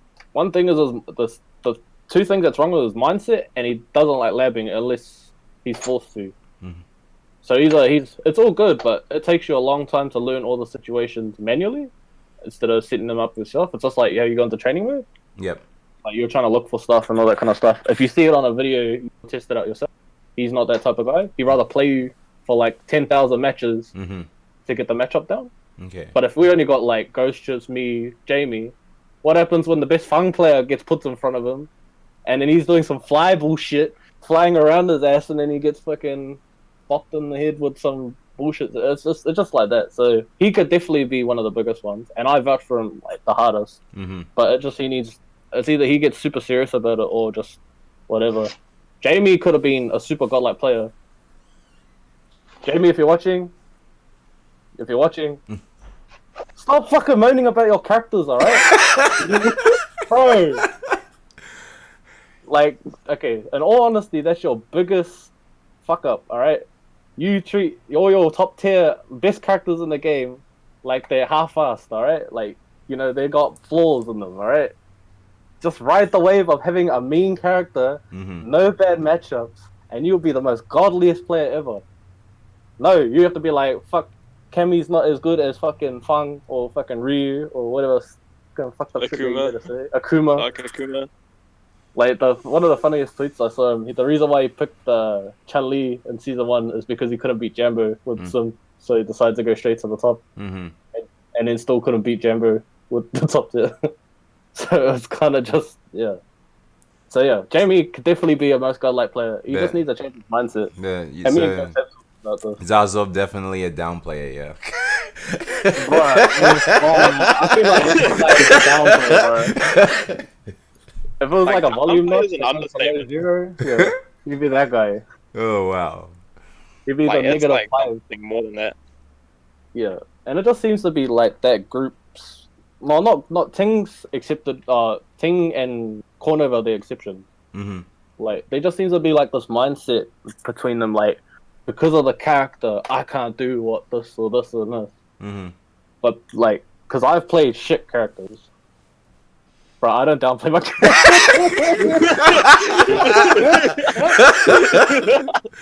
Okay, yeah. Fuck you, you downplay your character, you know it, alright? So shut up. But yeah, so like, there just seems to be this mindset, like, they can't get past certain, like, with Ghost, like, I always hear them moan about Bison. Like, they blame the character for Ghost winning. But I know it's not Ghost, it's not the character that makes Ghost, it's Ghost reading the player, adapting to the player, and then them not counter-adapting to it. And that's why I always say, and then it's just fucked up. Like, I don't get it, but that's why I love Ghost in the way he thinks about the game, because he doesn't take it too seriously as well. He's able to get through. The only time I've ever heard him moan is about Dragon Ball, which is not even Street Fighter. And that was moaning about fucking, what is it? What was it? No, it's like, it's lack of mental reward when you succeed. Yeah, but I remember you moaning about fucking Tosha's characters at War. And I was like, I looked at you like... No, I said like... I ever heard you moan about a video game. No, I looked at you and I said, I'm not beating Tosh. Oh, okay. No, but you said also after that, you said, fuck, what and is it? I said, fuck Gohan. Oh, yeah, fuck Gohan. And then I was yeah, I'm pretty sure a lot of people have said that as well. Holy hell. Yeah, but I was like... coming from you out of all people. I hadn't heard you moan in the whole, like, 4 or 5 years I've known you. And then you just have to hear this little mumble in your voice, like, from the left of me, like, man, fuck that, I'll go home. And I was like, what? Oh, man, it was like, I'd, like, get the first touch, and then he'd, like, reflect something into 2M, and I was like, oh, fuck, it's over. See, then... look, okay, just to cut you off. perfect example right now. Jamie just said Bison has been a weakness of the Salt Factory since season 1, even though he was trash. I mean, So like, you just proved my point. If you say he's trash, I mean, losing to Bison, I mean, I could understand that statement if you were like losing to like Kisasos. If you can't beat Kisasos, then like I can understand like yeah, character.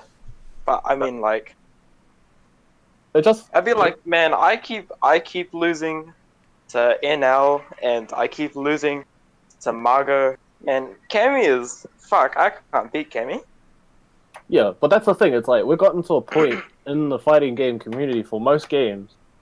Actually, I can't comment. I'll just say for Street Fighter because I don't know much about Tekken in terms. Because if I start commenting on other games, then I'd be like, "What the fuck are you doing?" But we've gotten to the stage where, like, 3 years in, you shouldn't moan about characters in. You know who's the best. You know who's the worst. You got a fucking tier list online that you can look at. If you pick the best, you got all the tools to do whatever you want. You got a paintbrush and a blank canvas. You're not playing fucking Ryu Season 3, alright? Everybody knows that he's shit. You're not playing any of these bottom tier characters. If you got a top tier character, you can do whatever you want. So why do you find another character hard to beat? And you can say it's your playstyle, but then you can go into the whole thing of like, it still comes down to your mindset at the end of the day. If you're losing, if blaming another character that's worse than your own, either you shouldn't be playing or pick another character. Oh, that's one way to look at it, but I can't comment on fully on Street Fighter, but like I know tier lists are more apparent and more of a thing there where matchups are more prevalent, but you know, I feel like predominantly at the end of the day, it's always going to come down to the player. Yeah, exactly. But I'm saying like even barring the tier, you'll pick the top 5. Yeah. So it doesn't matter. Like tier list is out the window. You can't moan about tier list. You can't moan about characters. Yeah. And if you're playing the best character out of it, you should be able to make whatever decision you want. Theoretically, yeah, because I see what you're saying. Yeah.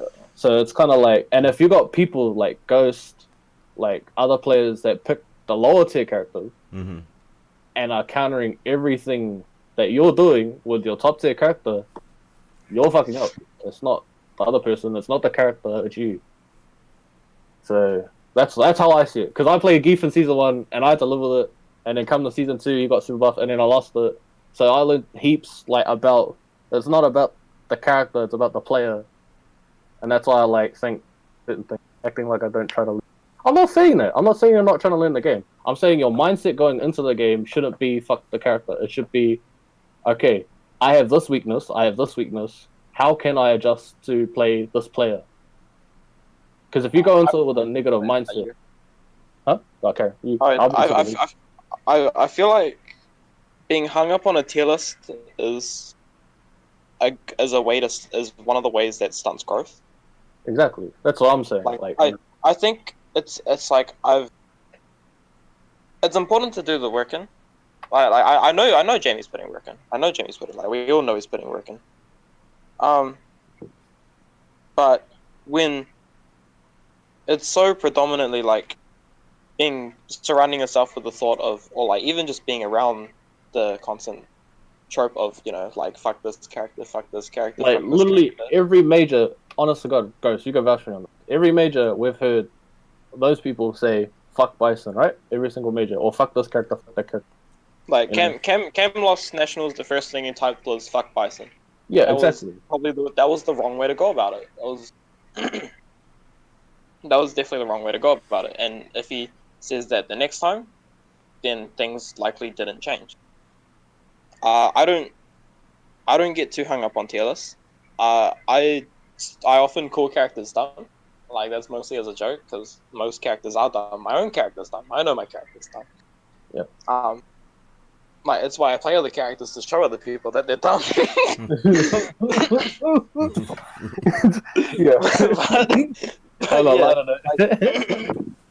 But yeah, that's the main reason why I don't get too hung up on characters is that there's a like even if you're putting the work in, it's definitely a way that I feel can stunt growth. And that was definitely my thing for the longest. Remember when I was playing Gif? Oh yeah, season 1 it was easy to say. Yeah, but His like, dash is 22 frames, Karen. Come on. It has this big. It's got this big ass purple blanket that you can look at when it happens. nah, bro, A-frame lag, bro. Good 2.5, bro. That's what you want to see. Like, Well, what, on in terms of like growth in that, how would you go about getting better as a player? Because like you're like the top player in New Zealand. I consider you the top player. Most people do. So how like would you go about becoming a better player? my first thing is like you wanna understand the game. Like you don't want to lose to something, and you don't like when you lose to something, you want to know why you lost. And if you don't know, maybe like say for Tekken, it's a plus on block high. You didn't realize it was a high because it looks like a mid. Like you don't want to be losing to that shit. So you understand the inner workings of the game, so you know your options and you know your opponent's options. And now once you know each other's options, you can start putting a mind game in place. Yeah, that's fighting games 101. Mm-hmm. This is for the Yeah. new. Yeah. And there are certain big traps. Other ones is playing probably play a large variety of players and characters. Because like I play sub characters to learn the matchups, but obviously that's not going to do all the work. I have to play against actual players with those characters. So I tried my best. I think I was one of the first NZ players to like properly try and branch themselves into the Australian FGC. Like I was dead set on playing in Australian online tournaments. I was dead set on trying to get to know them, and then like I reckon early 2017. I mean, mid 2017. Not many people knew who like CEO were. Not many people knew who Bug was. Like from New Zealand, I Yeah, mean, not many people exactly. knew I don't know. like who's Rups. Like you'd say, man, I lost to Rups online. People would say, who's Rups? And it's like you don't want to. It's like he's a god like Mika, and like you might have a Mika in your team, but they play completely different Mikas. So when you play against, it's all those kind of stuff. So you play against different styles of the same character who use different options, so you know how to defend against more options. You can work on developing a mind game, sorting players into certain archetypes of how they like to treat different situations. That's what I do as well. 100%. For the longest time, I've always said, look, there's godlike players in Australia, there's godlike players in New Zealand, and like it's almost like a waste of opportunity and potential that we don't interchange with each other. Exactly, man. Yeah. That's what I was saying. For Yeah. like, I said this last year with Ghost because like when I was still running Zanchin and shit, I still think to this day, if we just got all the best players, Australia, New Zealand, we just actually grinded it out because we got the character, so matchups wouldn't be that bad because we got players who play really good at nearly every character. Yep. Bar maybe Falk because Falk's stupid and like other characters. And that's why for the longest time I've wanted like the Australian FGC to put the New Zealand events on their calendar. So it's like, we've always bemoaned about like the lack of majors on the Australian side of things. OHN didn't run this year. So outside of BAM, look. You had Tassie FighterCon, which is an upcoming major that happens in Tasmania. That's like it's growing. It's growing and it's only getting better. Southern Cross Championships didn't happen in Adelaide.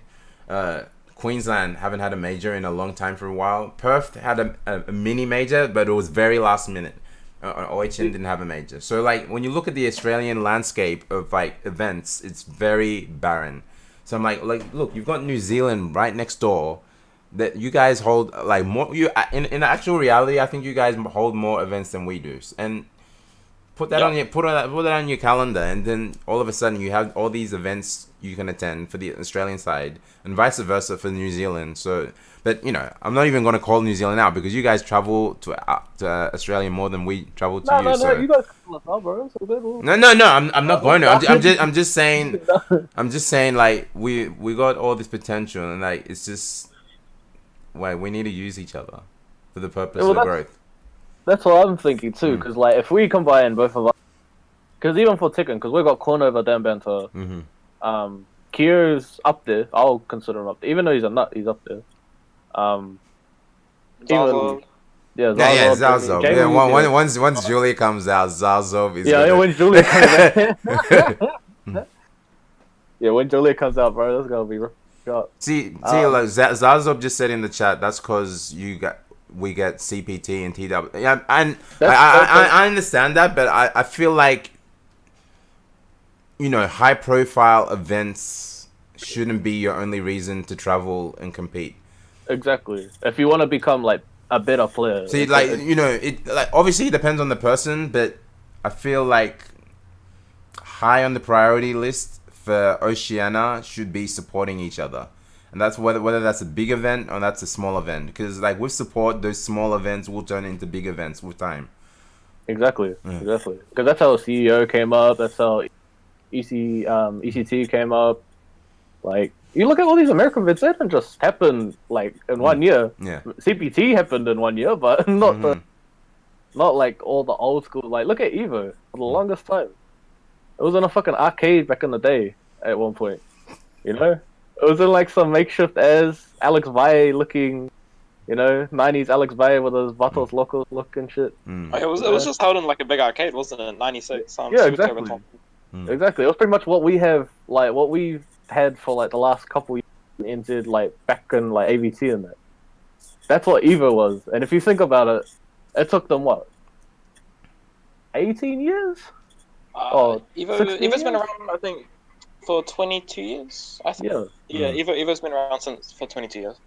Yeah, exactly. And you look at like all these major like competitions and that, like MLG and all that. America didn't just, you know, happen to be the spot. It built its way up. Oceania can definitely do the same thing. But we've been behind the times for ages because maybe, I don't know, stigma or brands not really thinking, the region's not. Or just location. It's mainly been location. Yeah. Most But likely, on that topic, just briefly from both of you, if you wanted to comment, like, have you seen a rise? Like, I've seen it in Australia. Have you seen a rise in, like, the growth of all things FGC in New Zealand in the past year or so? Oh, fuck you. Yeah. Fuck you. Yeah. Obviously you know, you've got Street Fighter as a big example because that's what the games you play. But like, you know, all things FGC, just given like with all the games that are out that's accessible to people, like the events coming out. That's all thanks to Standing Fist and Dave and Sol and Rich and Tafs and Nick and all them, like they pretty much do all the work. We're just the players that. Because literally Like, they set up the home for us basically. Yeah, because they started the shit in what, last time I checked was 2011, 2012. Yep. If I'm right. So Dave's been grinding it out for 6 years straight. Oh, Dave and everybody else. So Barry Wong, Richard. So I'm not just cutting out those people because I want to make sure. They spent the last 6 years grinding it out on their own time, own money, own whatever. 6 years later, we got a Red Bull Kumite qualifier in New Zealand. Yep. We got international players coming to New Zealand from Australia. Even though they probably were back in the day for fun, but now they actually, like, we got qualifiers to go to other countries. You know, like, it's mainly been because of them. Yeah, we got all the sub communities and stuff like that, but they mingle with Standing Fist in a sense. Like, we all build off each other. Like, Standing Fist holds the events under Standing Fist. Yep. They still boost up the communities. Like, the only other one to come out of nowhere the last 2 years was Expansion NZ. Yeah. And he's still running it out of like a hotel room. Or not hotel room, sorry. That's all wrong. Like a hotel convention room. If I said hotel room, it would be like, oh, sweet, a whole major and like a fucking double bedroom. Yeah, how big is that hotel room? Jesus Christ. Yeah, exactly. Everyone on the floor and on the bed. It's like on the suite, top level suite. Yeah. Living at lavish in the fucking FGC. Nah, but yeah, it's like, I definitely think like if we could all build off each other, and that's why I was so happy that Som and ZG, or mostly Som, but ZG did put in somehow, and BK taught me a lot while I was at Gfinity. Yep. And then also meeting all the other Australia players like Seo and all that, and being able to verse like the higher caliber Street Fighter players. It's super sick because you would never learn that unless you reach outside the immediate circle. Because I could verse Jambo, Jamie, Ghost for whatever, but we're still bottom 1,000 or whatever players in the world, unless you start reaching out to other players. So yeah, I don't know where you want to go with this topic, but yeah, that's no, yeah. It's all good. I just at the end of the day, like we all attend each other's events just for the growth of all of us. Yeah, exactly. Mm-hmm. I would finish honestly off. I would honestly like to see like any, not even New Zealand or like make. Sorry, dude, you cut out a bit there. Oh, sorry, Yeah. I like took the laptop. Any Oceania player from like wherever to make top 32 at Capcom Cup, you know, like be able to be in that bracket, like someone super serious, Mm-hmm. went to all the Asia route, tried a couple US, did pretty well, and made it into Capcom. It doesn't seem that hard in theory, because you only need to make a certain amount of points. The thing is, for us to attend their events, it requires one sponsorship. If you are not already balling to go just fly out there, Yeah. Because After watching that thing with Dion, I was like, oh shit. And then hearing what he flies himself out, and bro, that's a real player. See, but the thing is, Dion's one of the rare anomalies. He's like he has the means to do so. Like for the rest of us, it's like Probably. like I don't know what the sponsorship landscape is like in New Zealand. How many of the like top players are sponsored or not? From memory, you'll have to correct me. Like I know Toshi's sponsored by Order. Yep. Yeah. Dan's Breakaway. Yeah, Dan's Breakaway. Like And- other like not really many others come to mind. So I'm not sure if there are or not. But yeah, you need it. You know, if for Oceania players to be able to give them that opportunity, you need the backing, and sponsorship seems the way, unless you randomly hit the lottery. Yeah, I know personally like what that's like. 'Cause I tried to start that Zanshin gaming org, and I was trying to sponsor Ghost and Isaac and Ting. Bruh. Oh shit. I was making decent money at that time, but yeah, once the money didn't roll in anymore, Yeah. it was like you had to stop. And that's why I was like all these esports teams have to be like, you know, massive capital to be able to do this shit. You need to have a big establishment behind you. Yeah, exactly. Or you just have the biggest fucking house loan in the world. The bank's like, oh yeah, sweet, we'll check your $1 million. Oh good. Nah, but yeah. Anything else you want to build off that? Abby, or I did want to talk about the online scene as opposed to the offline scene, because one thing, New Zealand has decent internet as compared to Australia, so I just want to know, does that like hinder people from coming offline because you have the ability to play? I don't know what the like connections are like for your games online as opposed to offline. Does that hinder people from wanting to come offline because you do have that stable internet? There's only one person that like really doesn't come offline. Okay. yeah, fucking Taryn, I see you in the chat. right now. I'm so fucking major, you fraud. He's like a really decent, like a really good Abigail player. Yeah. But he's a fucking online warrior, and we see it. We all know, like the whole community knows this dude, like from online, and he jumps into everybody's stream chat and shit. And then he's like, "Oh, sup, Jay?" And we're all asking, "When you coming to a major?" And then it's like, "Oh, I came to nationals." And then no, he didn't come to nationals and shit like that. So Taryn, I'm calling you out. You better fucking come to a major, all right?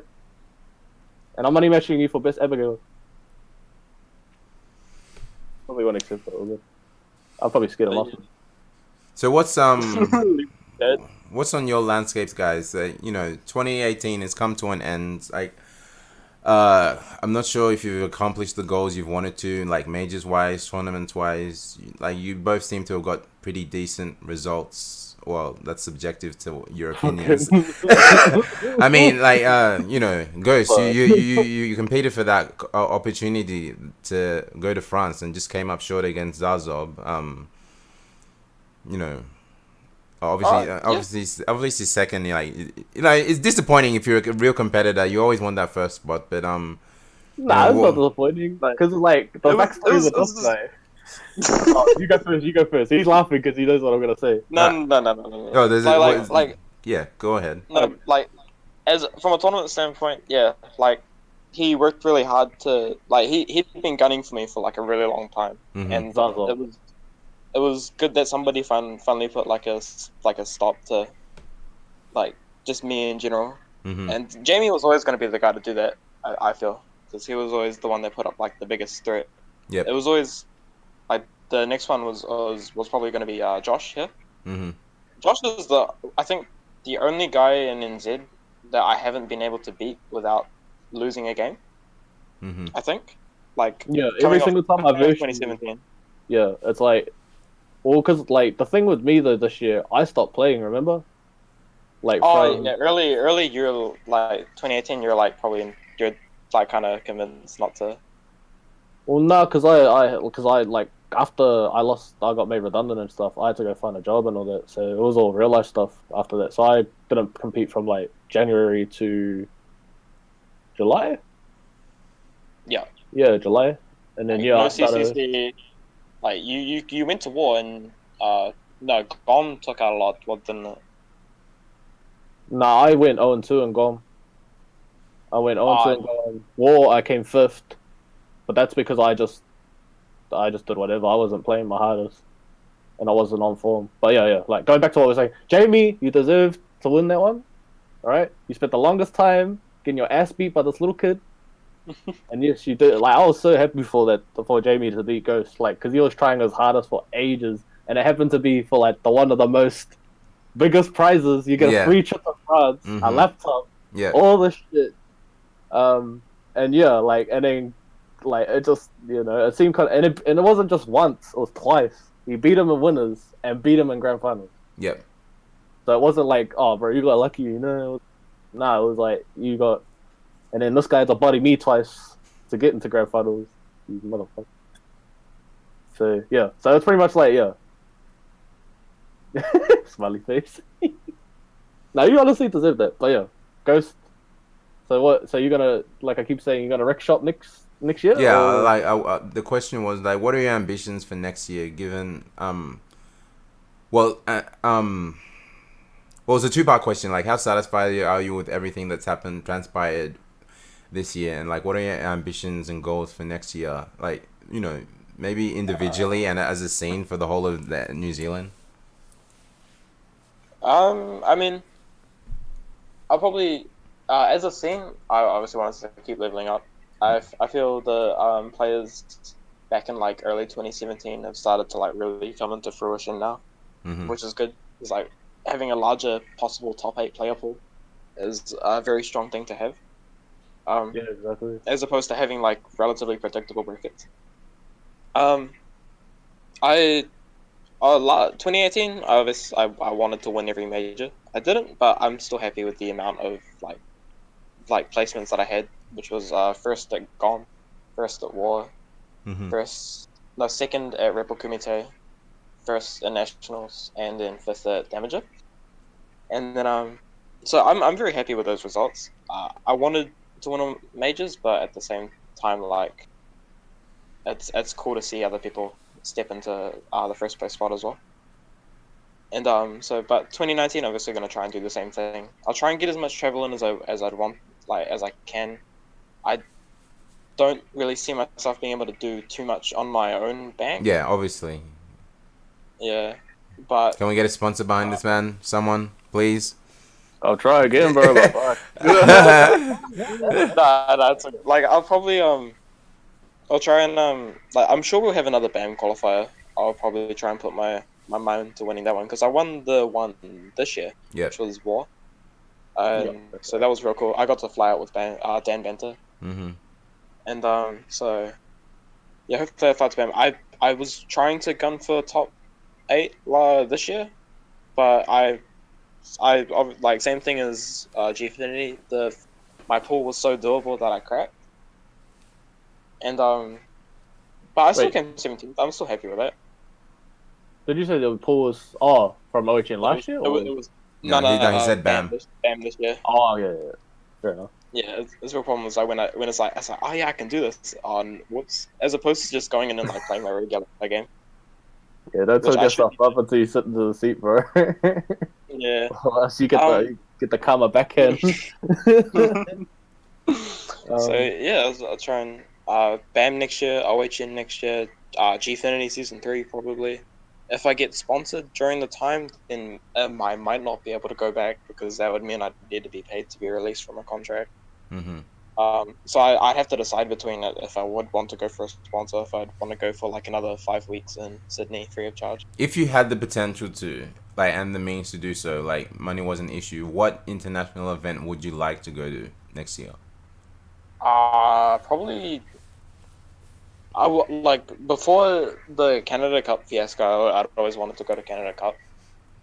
You and everyone else. Oh, no, dude. The blow up. Lapchi is like, oh yes, and then he got into the Lapchi coin, and then he got into the venue mergers, and I was like, oh okay, nah. So probably my thing would probably be trying to go to Combo Breaker. Yeah. Combo Breaker is probably like the cool one that I want to go to. Mm-hmm. If I had the opportunity to go, obviously. Yeah, obviously. 24-hour venue. See, that seems to be the big thing. Like, for the longest period of time, like, everyone's like Evo, but like coming from someone who has gone multiple years and just hearing the experiences of what happens at Combo Breaker, the lack of casuals is actually so frustrating at Evo, and I understand it. I know why it's a thing, but if you're an international and you're traveling and you want as much gameplay as possible. But like, you're probably gonna spend more time like eating and meeting people. Yeah, Maybe, so I see why Combo Breaker is becoming more appealing, and honestly, I give it a few years, it might turn into Evo. It might turn into Evo. So, and once that's done, I'll probably like, I don't know, go to like East Coast Throwdown or something. Yeah. Because, yeah, I'd say that. Obviously, I plan to try and get to as many Australian events as possible. Mm-hmm. I did want to go to Tassie FighterCon, but I don't think that's in the budget right now. So yeah, that's probably me for 2019. Chopper, what about yourself? This might sound real greedy, but I want to do the Asia route. The Asia route? Yeah, well, because long story short, some business opportunities came on my lap after, because I worked for... Oh, you do design, right? Yeah. Oh, no, it's not design. It's something else. I'll talk to you about it after this and all that.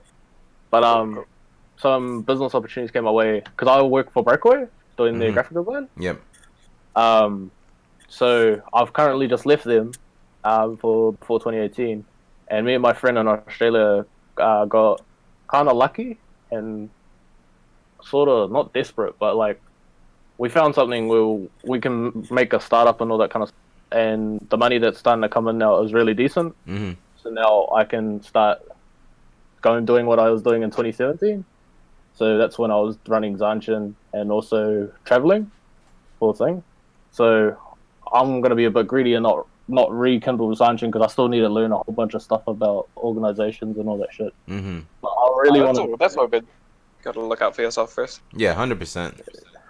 Yeah, but that's kind of my dream thing as well, like helping other people. Or like just like making Zanshin work as well. But yeah, going back to what I was saying. So I want to do the Asia route and try and actually have a crack and see how I measure up CPT. If I don't, well then fuck off. I don't. Just get bopped. But if it goes alright, I'll see if I'll compete more the year after. But if the Asia, because like when I was planning it last year, before all the stuff happened this year, it works out to be pretty cheap. If you can Airbnb it for the week that you're staying in each country, it works out to be around about 500 per week, 500. Yeah, honestly, like I feel like for the Oceanic people, the Asia route, obviously the competition is a lot fiercer, but means and finance wise, it's very doable to get to those places. Like very doable. And when I saw also, there's a bunch of Australians. Oh, what was that? Okay. Oh, there's also like a bunch of Australians that usually go over through the Asia routes as well. So you could always like chill with them if you would want to. Yeah, but because like when I looked at it, the Asia majors are back to back and they're right next to each other from week or 2 weeks apart. So when I looked at it, it was like TWT, Taiwan major, Seam, Tiger uppercut, all those Asia ones are nearly like almost back to back. Yep. So if you're able to do freelance or do something that where you don't require you to have to work in New Zealand, Mm-hmm. you can Airbnb it throughout all those countries on nearly a dime for a relatively good experience. Like you're not sleeping in a backpacker or some dumb shit like that. Yeah. And you just catch the $100 flights per country. Yep. So you can run that whole, but it's like you have to be willing to travel for about a month or two to do it. But it's definitely doable. And I was thinking I'll do that as well as the. I'm just game because I want to see what it's like. Yeah. And then maybe you can come, Ghost. I'll try. Nah, you got school, bro. You gotta go to school. Oh yeah, true. Yeah, you gotta go to school. You can't wag. Fuck. Sounds like some real keen ambition on your part, Chopper, as well. You too, Ghost. Yeah, we seem to have covered a lot. I don't know if there's anything else you guys wanted to bring up. Teach me Marok, please. we can do that. We can do that on another time. Yeah. Are you guys you guys seem to be settled both on the path of Street Fighter. I know Ghost, you ventured into Dragon Ball for a bit, but obviously didn't stick with it. I mean, like, I still play. I actually feel kind of bad because technically I'm still like top 5 NZ for Dragon Ball. Mm-hmm. Like, result speaking, like if you rank it based on elo, I'm 3rd. Okay. Yeah, exactly. but because I'm relatively high up on ranking, but there's like a big skill gap between like me and then there's like Tosh, Blackout, and then some other up and comers. Mm-hmm. So, but because for Auckland, especially was it too, he doesn't feel the game as much as he used to because he still prefers Marvel 3. Yep. Mm-hmm. And so, I could have been that guy to like try and help Tosh level up, but for Auckland scene, it's now pretty much just him. So if there was ever a reason for me to get back into Dragon Ball, it'd probably be to help Tosh out. I play Tekken on the side as well. Yeah. I really enjoy that game. Mm-hmm. I made it to orange ranks. I don't know how long I'll like stay in orange ranks, but I'll like try my best. Mm-hmm. Tekken's such a cool game, man. It's so freeform. Like in comparison to like when you look like from a Street Fighter player looking at Tekken, you could kind of see the situation, but then you see like infinite amount of possibilities of getting out of it. Or not infinite, but you have like you have more options. Being a 3D game, you have more options defensively. Yeah, defensively and offensively. Yeah. Like it's like it feels real cool because you're so used to that coin flip after a long time that you feel kind of good, but then once you start like versing people that know what they're doing, you're like, okay, now I feel like I'm even worse off than a coin flip. It feels like this guy, but yeah, it's just me like looking at Ticker. But Ticker is super sick. I like it. All right. All right, we'll round it up there, guys. But usually at this stage of the podcast, I like to get some questions from the chat if there are any. But like, I always have like a list full, just in case there aren't any. We had one from Halleck. I don't know if MK11 is on your radar for Yeah. I'm playing. Yeah, MK. I'll play. I'm playing MK11. Okay. I really enjoyed MK9 when I was younger. So that, and because Wasminator, he took a real he's trying to get into Street Fighter. Yep. So as a favor back to him, I'll let him body me in. Shout out to powerful Wes. Zazob has a question. Chopper, did you want to answer? Sorry, I cut you off. Nah, it's that guy. Not true. No, it's like, yeah, no, I'll try MK. Like, I tried to play MK10 when it came out, but I got off with the PC port, and I couldn't play it. Man, that was unfortunate. PC copped it hard during those early days. I'm still asking for my 120. We got a question from Zazo. Do you think anyone will make a breakthrough performance this year in Street Fighter, and who? Is it NZ or Oceania in general? I'll do both. Like, I'll do one for AU and I'll do one for NZ. Yeah. NZ. I think Lewis will be NZ I breakout. was gonna say that. Fuck. Yeah, Lewis K. Go Kara. Yeah, we'll both say Lewis. Yeah. For Australia, I want it to be Xavier Space Coast. Do you really think that's a breakup? Because he played last year. No, because Xavier has a long history of like choking, usually. So he's always been on that verge. So like he would have eliminated ZG from BAM had he picked V Trigger 1. Oh, really? Yeah. I don't know about this backstory. Like no, because he had the fireball. Like he had the crush like a punch fireball, but he was using BT. He was using BT2, so he couldn't get the extension. But it was like I think it was actually I think game 2 of the set, so he would have taken it 2-0, but ZG put it back because ZG is a clutch monster. Yeah, I think actually that's also another pick. ZG is gonna pull it back again next year. ZG is a Mong, but ZG is a clutch Mong. ZG is like the smartest Mong. I know, but you still can't do Vega Sweep from full screen, bro. That's like doing Snake Edge. Fucking Tekken. No, don't do it. Don't do it. As much as you want to be smart, don't do it. Did you want to give your picks, Chopper? First one would be Lewis. Lewis K, same dude. He's a Fang player here in New Zealand. He's like taking it kind of serious, but he beat Jamie at Nationals this year. I think he's on the come up. I kind of agree with Ghost on Xavier, but actually I feel like I feel like Seo. He almost beat Fudo at BAM in 2017. He almost beat fucking Xian too, but he popped off. Remember? Do you remember? Because he was the only one wearing that fucking hentai shirt. Early. Yeah. Only like, dude, I see wearing a hentai shirt and the thing, and then this guy's trying to pop off against Zhang and lose it. He was up 2 games last game, and then he lost because Zhang was like, "All right, I'll try," because you're popping off him.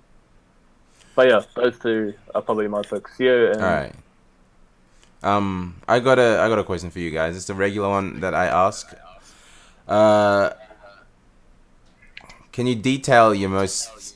I'm getting feedback from someone. Okay, it's gone. Can you detail your most heartbreaking loss, if you can remember it? Oh, I have to go back to the archive.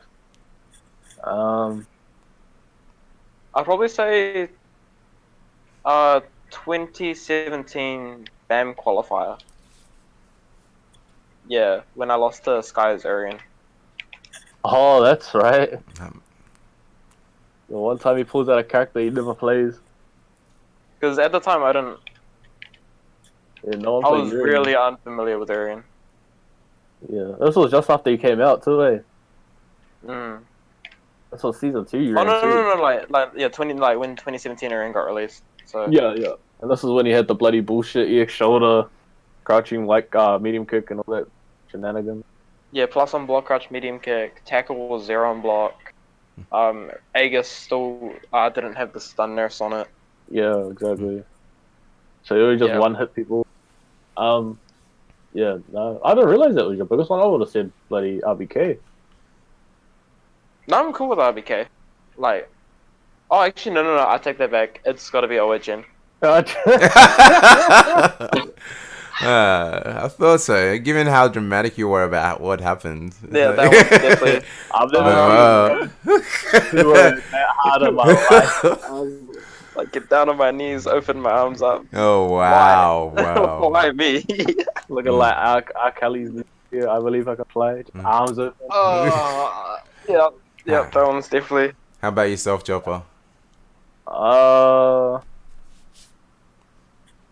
It's kind of a tiny bit more serious. It was like I lost a money match to this guy called Reno in New Zealand. He's on the come up as well. And this was at Gun the Might, and this was after I hadn't been playing for ages, because of all that BS that was happening. I doubled or nothing him, and he still beat me. And the score was 25 to him.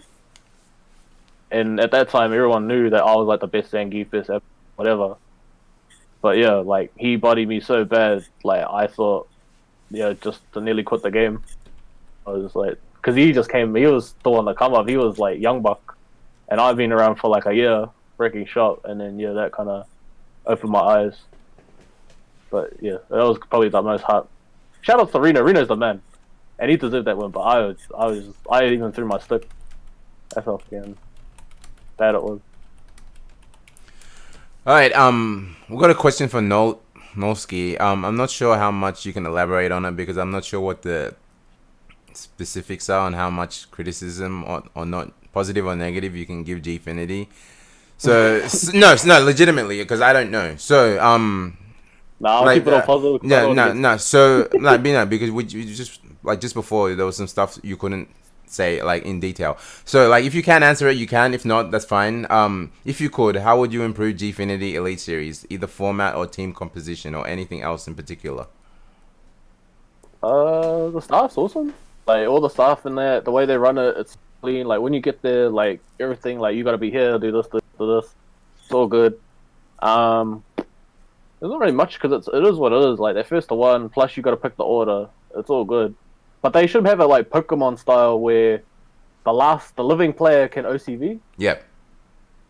Like it doesn't matter. Like the guy who's so if you have 2 lives, so. But that's the thing. It will just make more matches. That's what we were talking with Genza from Gfinity as well. Yeah. Like how would you improve it? Mm-hmm. We thought we'd just do the Pokemon style because that'll make it really hype. Imagine if Pokemon style 100%. Like with OCVs, it would make it hype. It's just you have to deal with time, the issue of scheduling and time because like. I've been told that you're on a very strict schedule when it comes to Gfinity. Yeah, it's like you better be on this, like that's why they ask you on that week, like who's your role, like on the Monday, like straight after the day after they tell you, okay, who do you want in what order, and you have to put it on by Tuesday, and that's what runs until Sunday. So you have to have it picked and done so they know how to schedule it, matches, whatever. But when it stays on, I think that Pokemon style will be sick because then we get like the Kagemaru moments, the Snake Eyes 1v5 moments. Oh, dude, I still go back and watch that. That's one of the best team exhibitions like in fighting game history. I love that. Legit, the best 3s I've ever seen in my life. Yeah, so that's the only thing I could probably say. Oh, that and the online stuff, how they go about picking the players, like whole better player recruitment, I think. Yeah, like now that we've got players in there that can recommend the actual good players to thing, and not like even if the house teams want to win, because the house teams do want to win. It's not like they're like rigged team. Like just to get that out there, it's not a rigged system. They are trying their hardest. It's just their Shout outs to Robbie, I love you in that. But when you certain players shouldn't be there to carry. Like they all got as subs in that, but not as a core roster. Like you shouldn't if other players like Panda was trying his hardest to win. Mont hadn't been playing, so I don't know. But the Scepters definitely had a chance to win. Raw had a chance to win, but the players lacked experience. Yep. Just doesn't play enough Street Fighter, but that's because he's juggling multiple games. So that's understandable. He's a fucking NRS god. Yeah, he's an NRS god. Yeah, so it's understandable. But even for the other 2 players on the come up, they just lacking experience in that. But yeah, like those 2 teams definitely could make the come up. It's just getting the right players and the right teams, and also giving a couple opportunities to the new guys. If they fail the opportunity, then they bench them or whatever. But it's just at least give them the opportunity to play on a week to show what they were. All good. I think that does it for questions. I think we might wrap this up. Do you guys want to give shout outs to anyone before we do? Oh, you go first because I got heaps. Heap? I gotta shout out the mom, the cousins, the aunties. Probably in terms of family, probably mostly just my dad. because aforementioned. Shout out to GhostChips Dead. You have a godlike son. Yeah. Has he ever come to one of your majors? I mean, to like one of your events? Yeah. I can't. No, I asked just because you say like he used to play fighting games and whatnot. Oh, he so. hasn't entered, but he's like. No, like not entered, like just for the support. Yeah. Yeah. Okay. All right.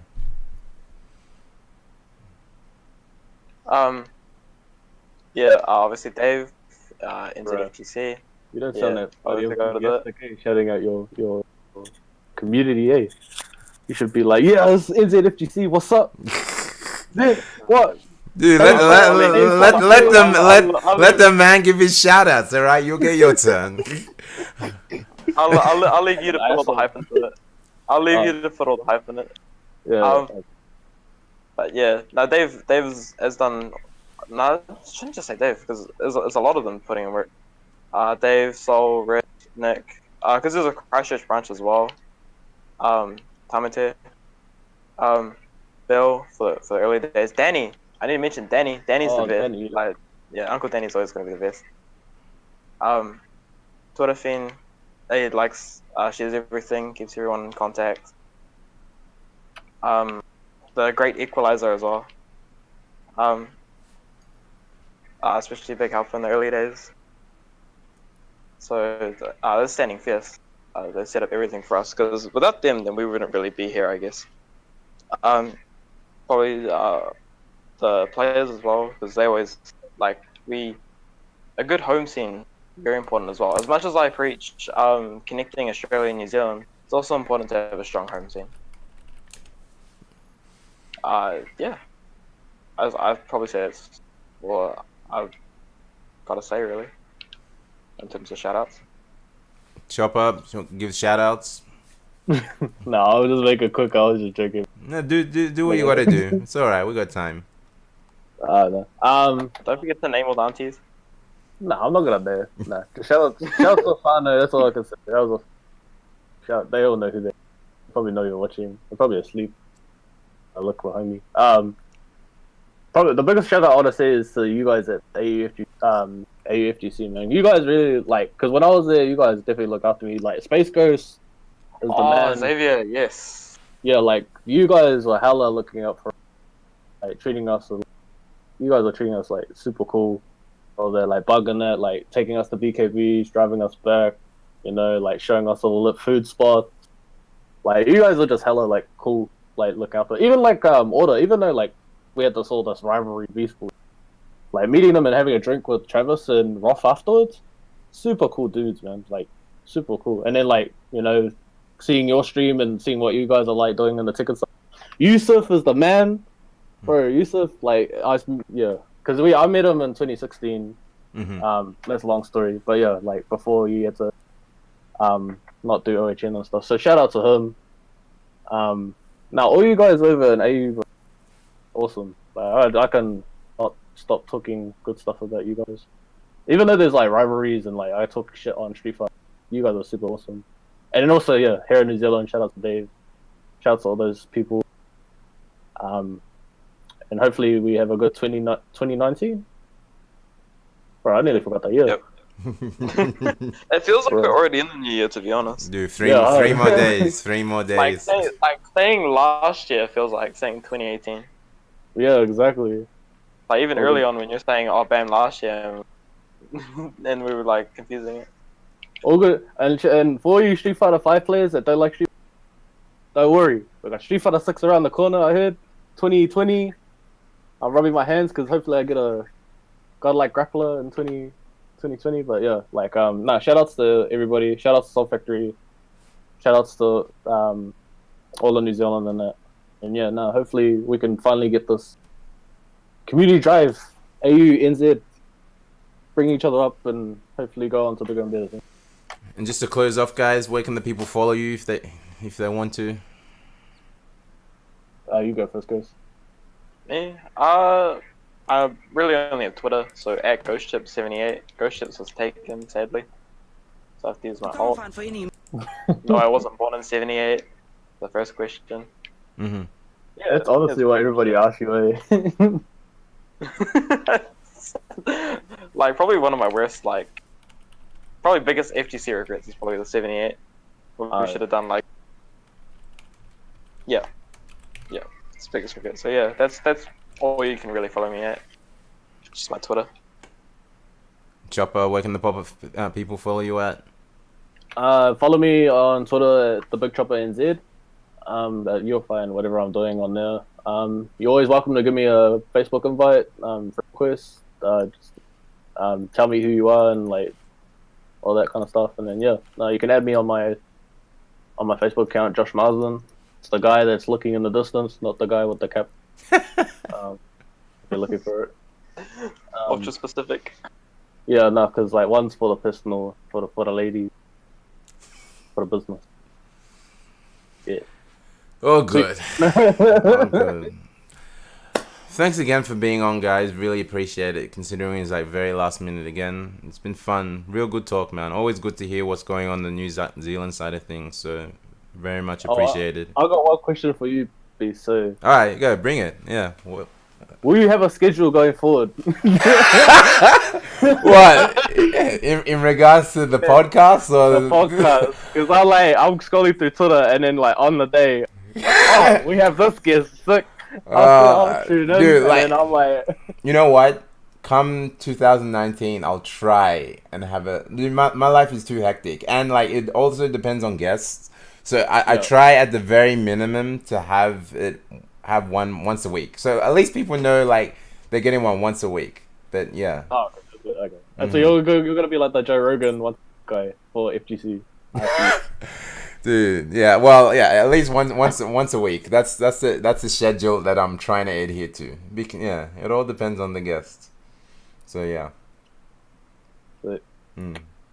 Alright, guys. Once again, thanks for being on. This was the Beast on the Beast Stands with the Big Chopper and GhostChips himself. Thank you very much for tuning in. This probably might be the last podcast of the year. Thank you very much for all those who've been tuning in like thus far. I really appreciate the support. Like, this started out just as a fun gig. It's still fun, but really means a lot that people are tuning in and looking forward to it. So looking forward to see where we go with it next year. So thank you very much. God bless. Be safe out there. Later, people. Later. Catch you later.